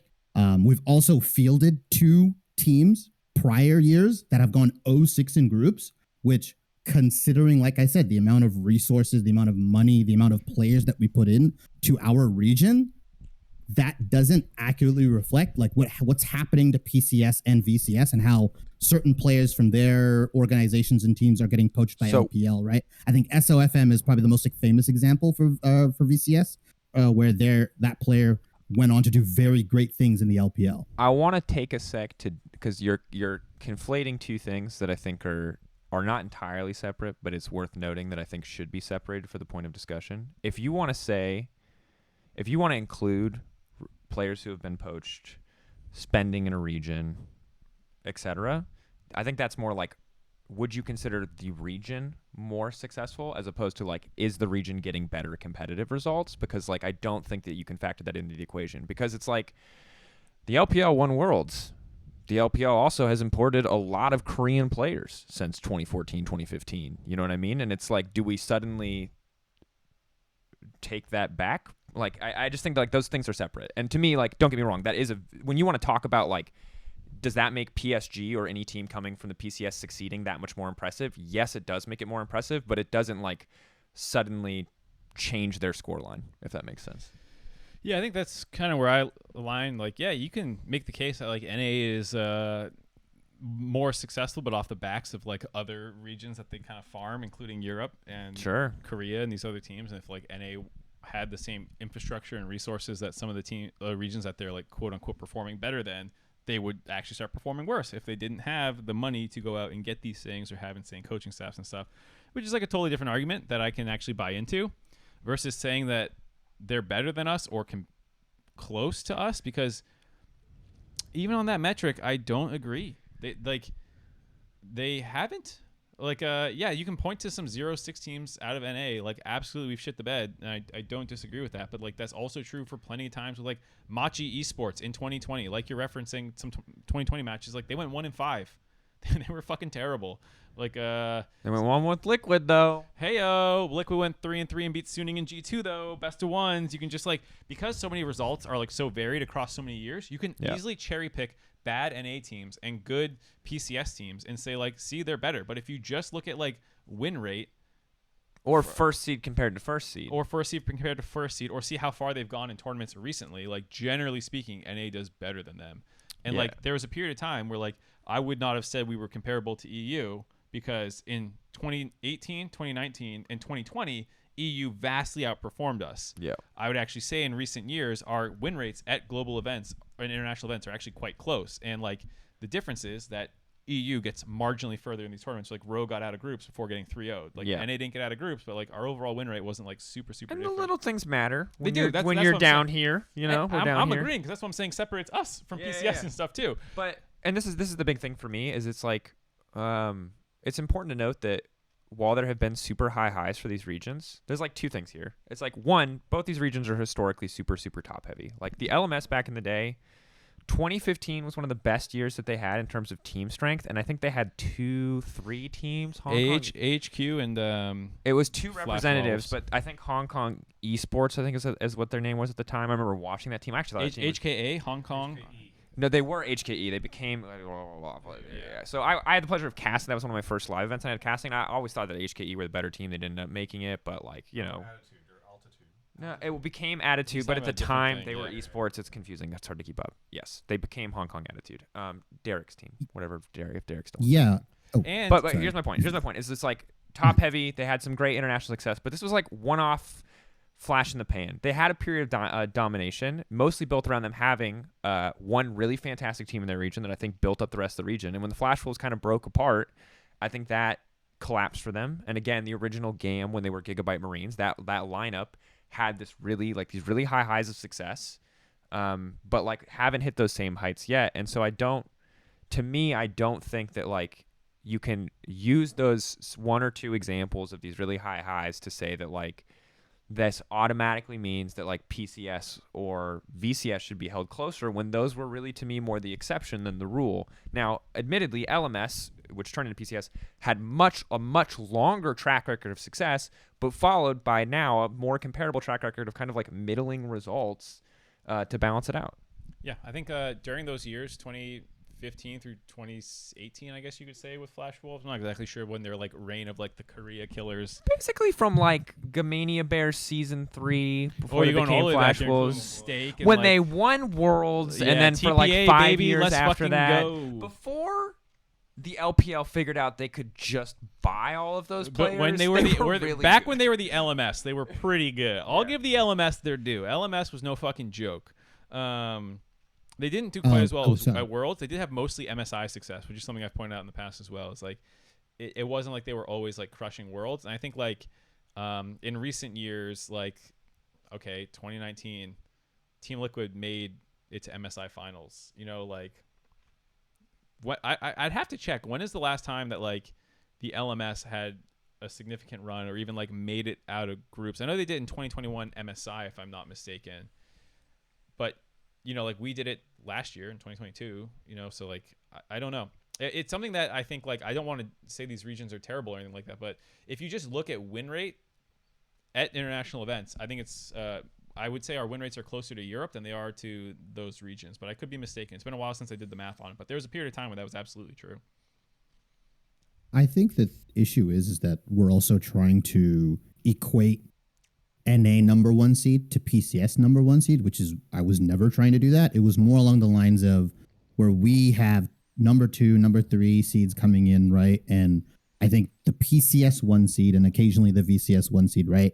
You mentioned like LMS dominance. I think the thing to note is that after 2019, when they did get disbanded, the region of LMS, a lot of the LPL teams started poaching some of the coaches from the LMS region. Sure, but again, we're not also they were poaching way before that. They've been stealing, and also like yeah. But if you want to go deep enough, half of the LMS was like an EDG coach pet project in terms of like how many scrims they were running behind. And again, are you talking about performance or getting poached? Because like I can put on a tinfoil hat and say EU would have won Worlds if we didn't take half their fucking players. You know, like that's not a fair argument. It's just not like you have to stop. Like, should the PCS or VCS get more credit because of all of the shit that they've had to go through as regions, like all of the players that have been taken away, the difficulties, or the fact that like maybe there's not like the same business level stability for teams or organizations? Like, sure, but again, like those are not the same discussion, and putting them next to each other I don't think is helpful in trying to actually like answer a question there. League of Legends tournament results are not graded on a curve, is the way that I would put it. Like, I just don't, I think it is fair to have a conversation of, it is sad because these teams could be competitive if these sort of infrastructure issues were not occurring, or if this poaching stuff wasn't occurring, or whatever. But it's a different conversation than I feel like the one that you're. It's just also, it's just not how you're combining metrics of success, which is like resources used, you know, like the business side of it, I guess you could say to a certain degree, or like the tools you have to work with, and then you're comparing that to results, and you're trying to get this aggregate. And I just think that they're like very separate things. And I think you're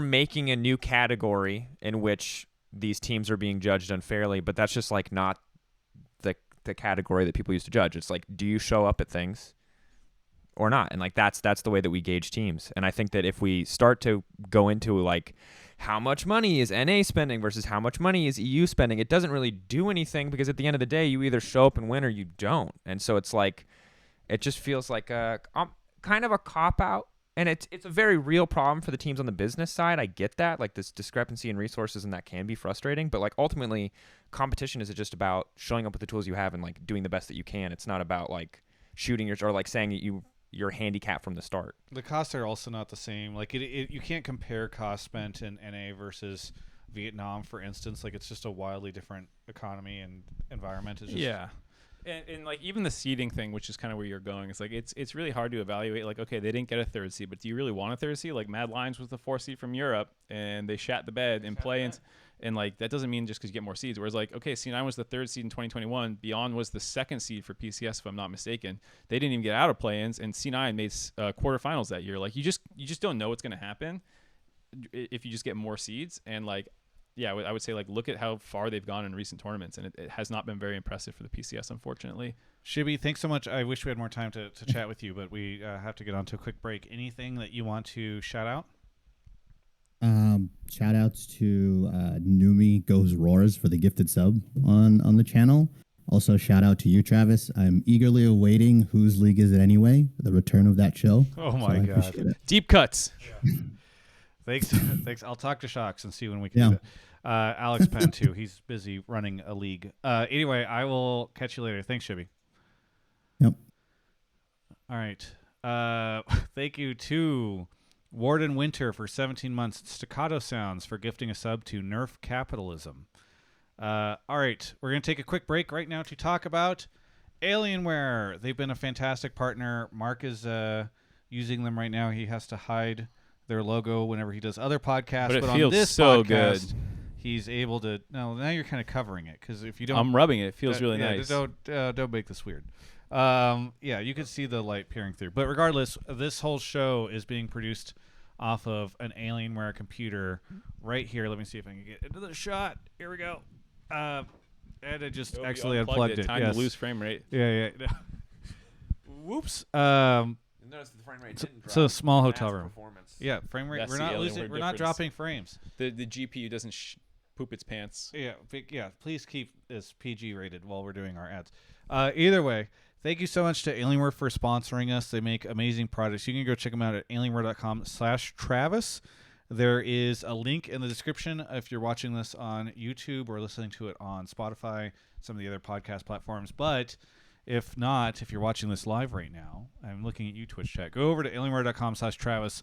Check out some of their amazing products there. We love Alienware. They do so much for us and appreciate their support of Hotline League. All right.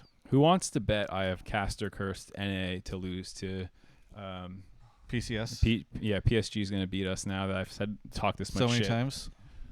I think you're forgetting the wonderful opportunity it is for you to cry while screaming Flocka as your team is obliterated. As he flashes the engage and wipes my team in game 5 of a reverse sweep. Flocka! Do you guys know casting assignments for the rest of the play-ins? I think they exist. Hold on, they're right here. Mark says, I think they exist, and then immediately clicks to them. No, I'm not on the. Wait, is that a cast or is that a desk? That's a desk, I think. No, that's a cast. Yeah. Oh. But it's not with you. It's with Quickshot. He won't get it. He's an old man. I'll still just yell Flocka no matter what. I'll just come on. I'll walk on stage and just start singing. What is even that song called? Girl, drop it to the floor. I love the way you do Is it that now. the right person? Yes, Walk a Flock that's of Walk of Flame. Flame? It's called No Hands. That's what the song is called. It's his most iconic song.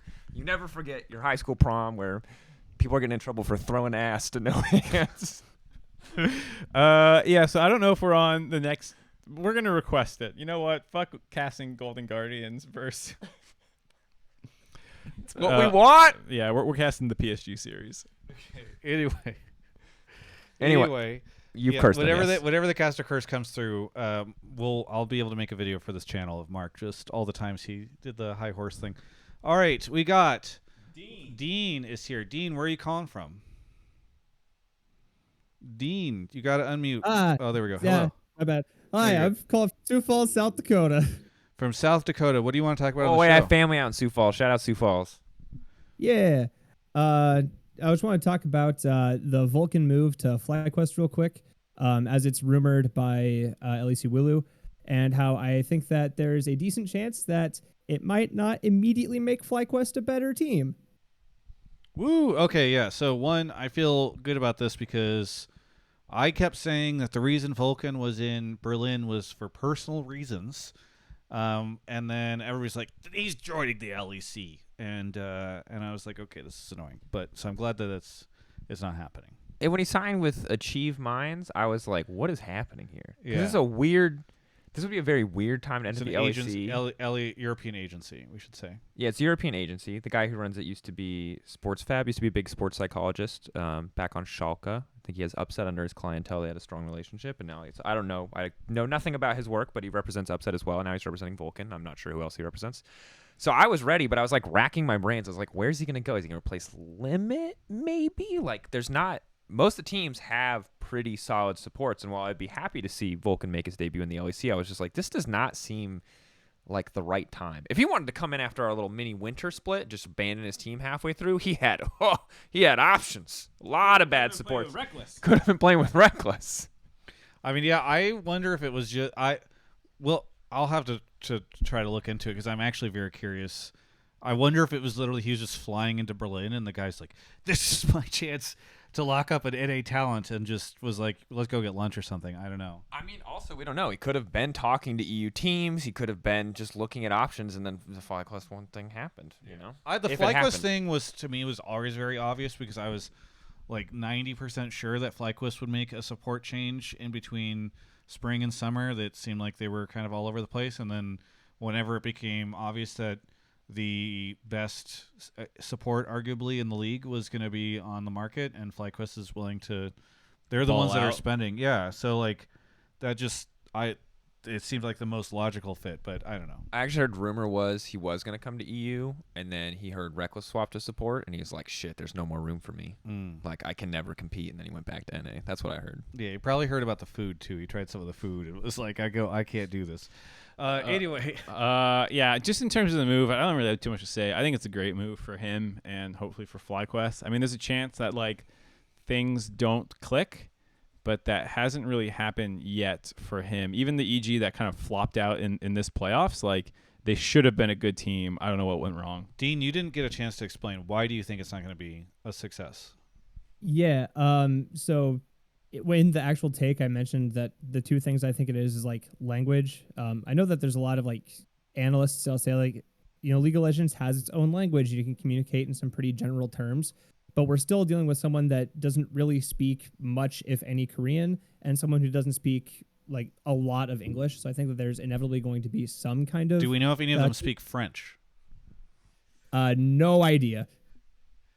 Okay. Real questions. Just kidding. Yeah, I will say that the like League of Legends is its own language, blah blah blah blah blah, like that. That's works. so bullshit. Because it works to like a certain degree, but like look at Vitality. Like they were not on the same page. So League of Legends is a language. It's just not very. It's kind of like I think equivalent to like it's a lot of dialects. It's kind of equivalent to caveman speak. You kind of just scream and you pray that people know.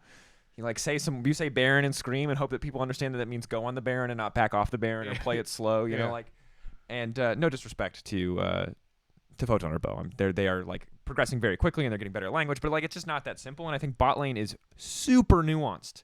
Like the bot lanes I know that are good talk about 2v2 all the time, the littlest micro interactions. And I think that like while you can definitely do that with a language barrier, you know, I can point at the screen and be like simple, like even me trying to communicate to a German speaker, like gut, schlecht, and I can just say gut or schlecht like a gajillion times until like we're both like think that we understand each other and like we can get there. You know what I mean? But it makes the process much, much harder. I do think that League of Legends is its own language, but like it's like you kind of have to already be speaking the same language because it's like how you see the game, which is way more important. Because someone did a good point in Twitch chat, said TL all Korean speakers crazy face emoji, and like TL is the epitome of like we all speak the same language, but none of us see the game the same way. And it's like I would rather have a team that didn't all speak the same language, which there are plenty of records of people not speaking like fluently the same language and doing very well. Like world championship winning teams have been like, yeah, we just like don't really talk about like we just use simple phrases and scream, and it's like, well, we see the game the same way, so it doesn't matter. Yeah, not only that, but like the amount of times that I have interviewed players where they're like, yeah, like the language barrier is a bit of an issue for us. Like even Spica said that this year. Like that's why I just think the whole. Well, if you see the game the exact same way already, the language barrier doesn't matter. If you don't see the game the same way and it's like irreparable like Team Liquid, it doesn't matter that you speak the same language. And then in between those two extremes are the thing in the middle, which is like maybe you can get on the same page if you can actually communicate and like talk through your ideas. And that's where the language barrier becomes an issue, because the other two extremes, it doesn't matter that there's a language issue or not. And then in the middle, it's like having less language issues would generally be better. I will say Prince's English is coming along. It's pretty good. Him and Vikla are like taking serious English lessons. Like they are trying. Yeah. That's why I'm a little less like I think the language stuff is important, but I also don't know how much longer it will be important, because I think I'm pretty confident that Vulcan and Prince will be able to figure stuff out pretty quickly. I mean, I'm also a huge Prince fan. I was very sad when he went to NA, and then I was doubly as sad. I was sad they didn't qualify to Worlds, but it did make for a fantastic World story. Then I was sad that he went to NA because I was like, oh man, Papa Smithy, what are you doing? Like this, he's so close. And then they almost won, and I was like, yes, Prince, it's your time. Finally, you will go to an international event. You Aphelios god, one of the greatest, if not the greatest Aphelios in the world. I fucking love Prince. He was very good before Worlds last year, and then it all came crashing down again. So for Prince's sake, please get to Worlds. Vulcan, carry that man. I mean, I think they'll get there. I mean, they would have made it if this event had a third and especially fourth slot for NA. They would have. Then that's really the secret to our region's future success is we just need more darts to throw at the board. Yeah, exactly. I mean, hey, it's not our accuracy or our performance that's the issue. We just need more tries. Yes, exactly. That's what the LCS teams do with their imports. Okay. I'm almost done with this call, but I want to just quickly hit on some of the other NA rumors because I don't think I have calls for them. Sure. EG go boom boom. Mm-hmm. I mean, we talked about that before. But do you see the rumor that Someday's going back to Hundo Thundo? I did not see that one. That was a rumor from today on the subreddit. It seems hella troll to me. Did we say who? I mean, it's not that crazy because like Busio and Tenacity have been the weaker points of 100 Thieves. I mean, unless you're a Bjergsen hater, most people think that Bjergsen and Tenacity have been this is LEC Wulu. I just wanted to credit them with the rumor. And the other thing is, I think part of the value of Busio and Tenacity, besides the fact that they were exciting up-and-comers, were if you're spending a bunch of money on Bjergsen and Peter, then you can't keep spending that on some of these other positions. But if Bjergsen's gone and all the salaries are crashing in North America, then Someday becomes a lot more approachable. Why do you think it's troll, though? I'm curious. Because, what is the future with bringing back Someday? To me, you're not you have 100T Quid, who's supposed to be really good, right? Taking Bjergsen's spot. If he is somehow actually insano, maybe they have a chance to make a deep playoff run. But otherwise, this doesn't seem like. And I get it's awkward with Doublelift there with this young rebuilding project. And I get that Tenacity probably saw it felt like the way he wanted to play the game and his communication with the rest of the team was not perfectly aligned, but it just seems to me like you're doing that kind of thing that a lot of teams do where you're not really a title contender, but you start picking up veterans. It's that old CLG methodology that you and I talked about forever. Yeah, it's are you really realistically, is this roster going to go to the Worlds? I'm pretty pessimistic. Okay, so then why did you pick up Sunday again? Yeah, I don't want to drag Someday because I haven't watched enough, but I do think that you really need to. You got to kind of pick a lane. Either you're making either you're building and around young gun talent, and building people up, or you're hiring veterans that you believe can compete at an international level or can win you a title. And if you're hiring veterans who you don't think just will win you the split outright, it's why are you hiring a veteran? Well, okay, counterpoint, Mark. Who are the 4 teams in North America that would go before this roster? Well, so you're assuming we beat EU in the. I don't know, but I'm gonna count that little match as Worlds essentially. We send 4 teams and one of them can get knocked out. And one dies before Worlds. Yeah. In the womb. Yeah, I don't know if you can sell sponsors on your non-Worlds womb appearance because I think that's one of the values of. I'm just saying. I'm also just saying that if you don't actually make it to Worlds, I don't think you get to put that on. Yeah. It's just hard because you have to do this weird calculation where you're is all this team I'll say is a top 4 North American team and a top 3.5 EU team? It's easier to talk about it as top 4 than it is to talk about it as I'm just saying if you don't get to Worlds, you didn't get to Worlds. So say there's a tradition in esports that rose, I think, with T1 where they started putting stars on their jerseys for each of their world championships. G2 couldn't win Worlds, so they put a char in their jersey for their MSI victory. So I'm saying you can probably get some womb credit. I'm just saying that the goalposts slide. There are no rules if your sponsors are cool with it. My point is not the credit. It's whatever. The viewership is not. Who are the bold of you to think people are getting sponsored anymore? Golden Guardians, FlyQuest, and C9 are obviously the 3 teams that I would put currently above them right now. Yeah. I think there are Worlds where other teams also make improvements. I think NRG is a really weird situation where CLG versus FlyQuest or 100 Thieves was already pretty close.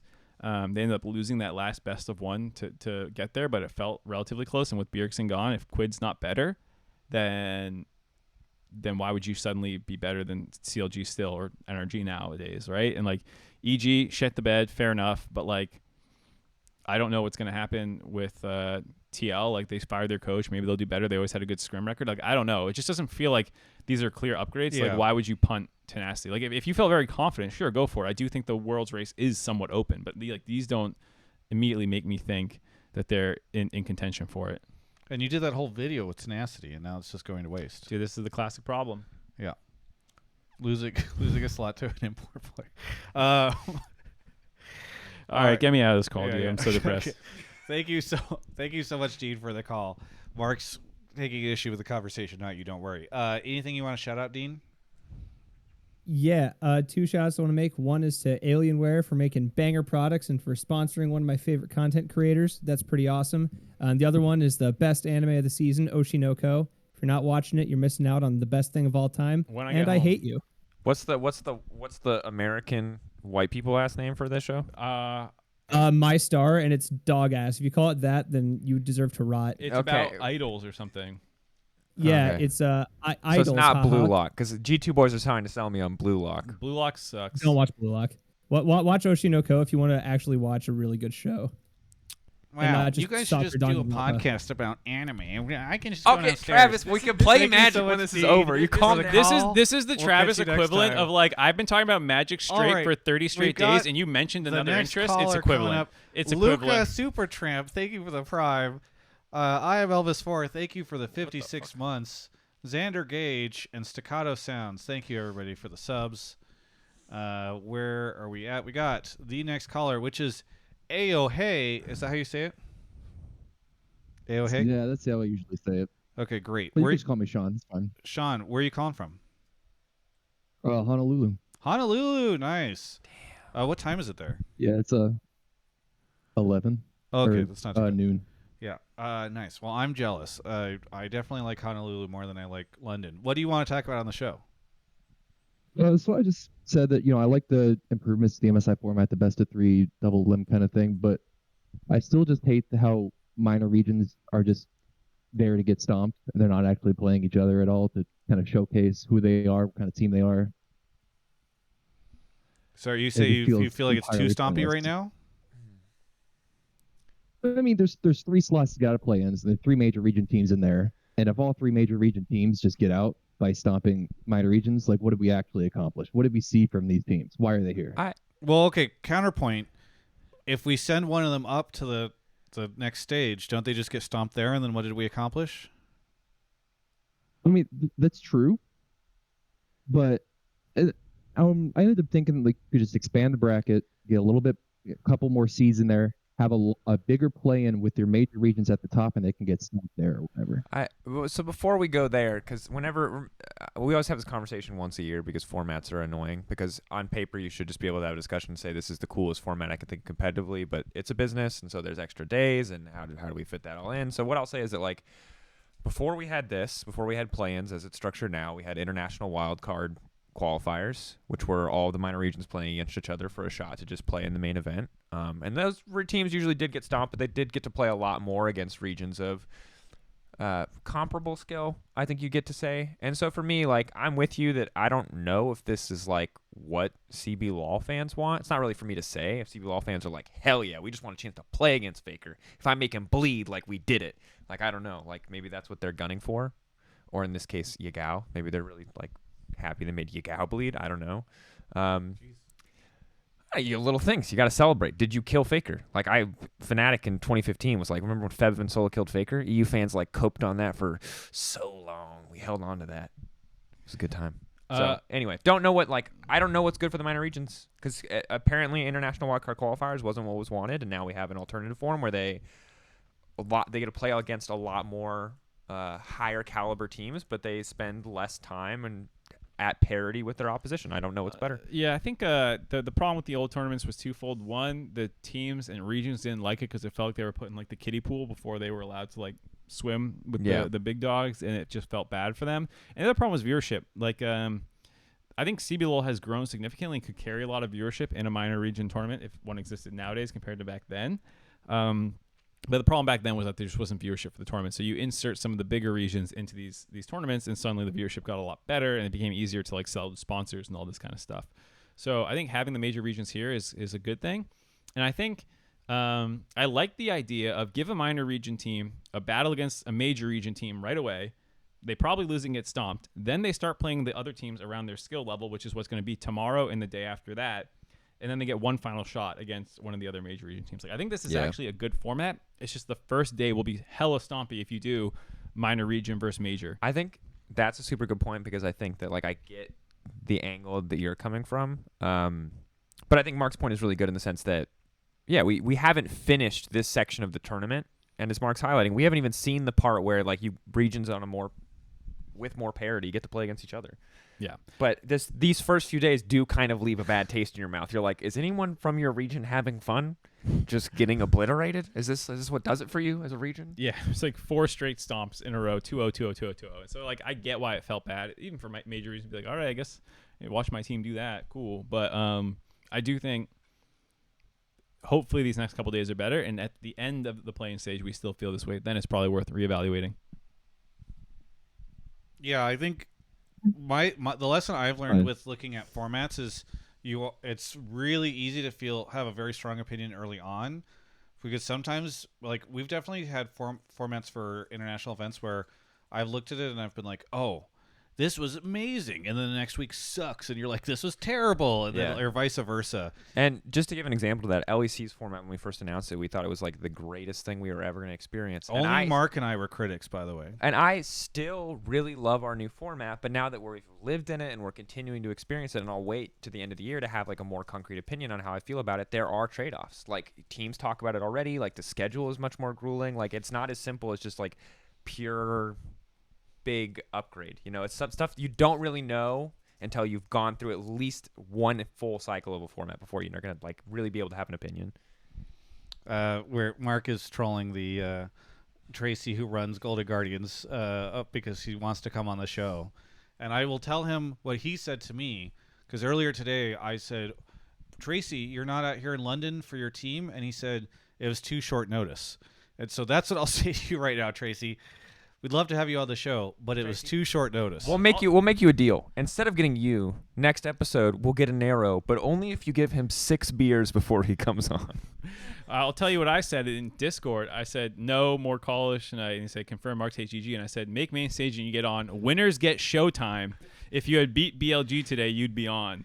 So you know what? Only winners come on this podcast. And that's why all 3 of us are on it. Yep. The biggest winners the biggest winners of all. You know why? Oh. Magic the Gathering. Ayohae, thank you so much for the call. Sean, thank you for the call. Anything you want to shout out? Yeah, unban Mox Opal. Unban Mox Opal. Wow, we get another Magic the Gathering reference. Horrible take, but respectable. Respectable. Thanks so much for the call. We'll catch you next time. Mark, listen, you followed me with Genshin, or we went in together, and then everything was about Genshin. You just failed to make the jump this time, and this is now how you have to suffer. I don't think just because I had one mutual interest with you that like I have to have all the same or suffer you talking about Sim 24. Well, the podcast has to suffer, surely. I do not talk about physics nearly as much as you talk about Magic, and we probably watch equal amounts of content about both. I could talk about bouldering. You want to talk about bouldering? No, that's my point. Knights. Thanks for calling in. Where are you calling from, Knights? Calling from Iowa. Iowa. What are you calling on? A Nokia phone? You should try OnePlus. Don't say OnePlus because you're going to get Travis in trouble. Say something else. Calling unfortunately from my car because I didn't make it to the gym fast enough. Yeah, I figured. All right, what do you want to talk about on the show? I'm here to talk about how Drakos is the greatest NA caster outside of NA. What are all league the or other... all esports? Yeah, I was gonna say there's like 3 of us. I'm beating Wolf and Valdez. Yeah, well, you're also beating Ender, right? Sick. Yeah. Strictly on wardrobe alone. Get fucked, Ender. Okay, go ahead and elaborate a little bit more. Oh, Lyric, but he's like, I don't know. Where does Lyric I'm live just right saying, now? I'll take it. I appreciate the sentiment, regardless of how big of an achievement it is. I'll take that. Thank you. Knights. I mean, I would argue that you're better than some of the NA casters in NA too, but I just wasn't gonna play. What? Okay, so what? Go. It What? wouldn't be a caster appreciation thread if we didn't just shit on everybody else. So would it? true. Give us the full tier list. You can only say you like me by full saying play- who you No, no, hate. no. No tier list. No tier list. Let's not be mean. What? Okay, go ahead and elaborate on this because you wanted to call in and say this. Do you have some sort of explanation? I'm very for flattered, regardless. why this Why is? is Drakos good? Yeah. Why is it good? Because I don't see it. Sell me on it. My explanation is that he has really good narratives and has a generally enjoyable cast, even if games are boring, because he's casted some pretty boring games and made them enjoyable. As well, the LAC just does that better on the whole than most other regions. And he's not biased on like his LCK cohorts who really like one very specific team, though it could just be for their own personal health. Yeah. No, based exactly. off I was the gonna say fans. because they don't want the trucks out in front. Yeah. Yeah. But he does a much better job than other people. Thank you. I will take that as It that's looks like sweet. he Thank tries you. really hard and enjoys his job. Mark, rebuttal. I find him quite dry and boring, actually. He gets lost in the sauce, just starts saying random things. Just starts saying "Waka Yeah, Flocka yeah, Flame." yeah. Starts quoting rappers who were popular in like the early 2010s Middle school dances and like.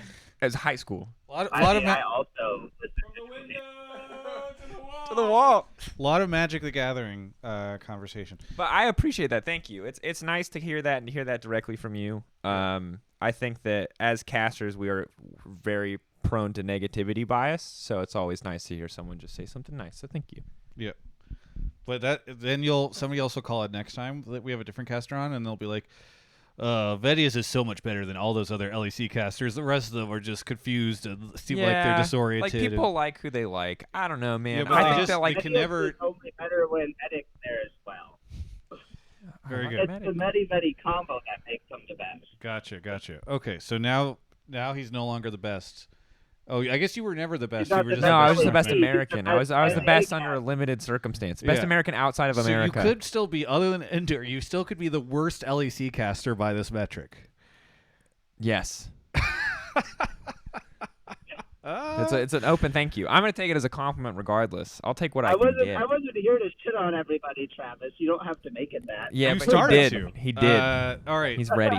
Knights, thank you so much for the call. Anything you want to shout out?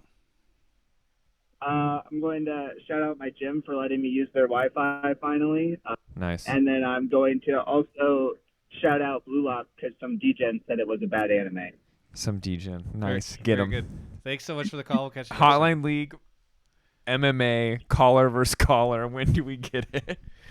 We got strong opinions on the show. I appreciate it when people are like, "You're a DJ and fucking idiot." No, you suck. Your taste in food's terrible. Like, No, the this is culture- good. We made a good culture here. You have to be respectful about League of Legends and anything like that's a sensitive social topic.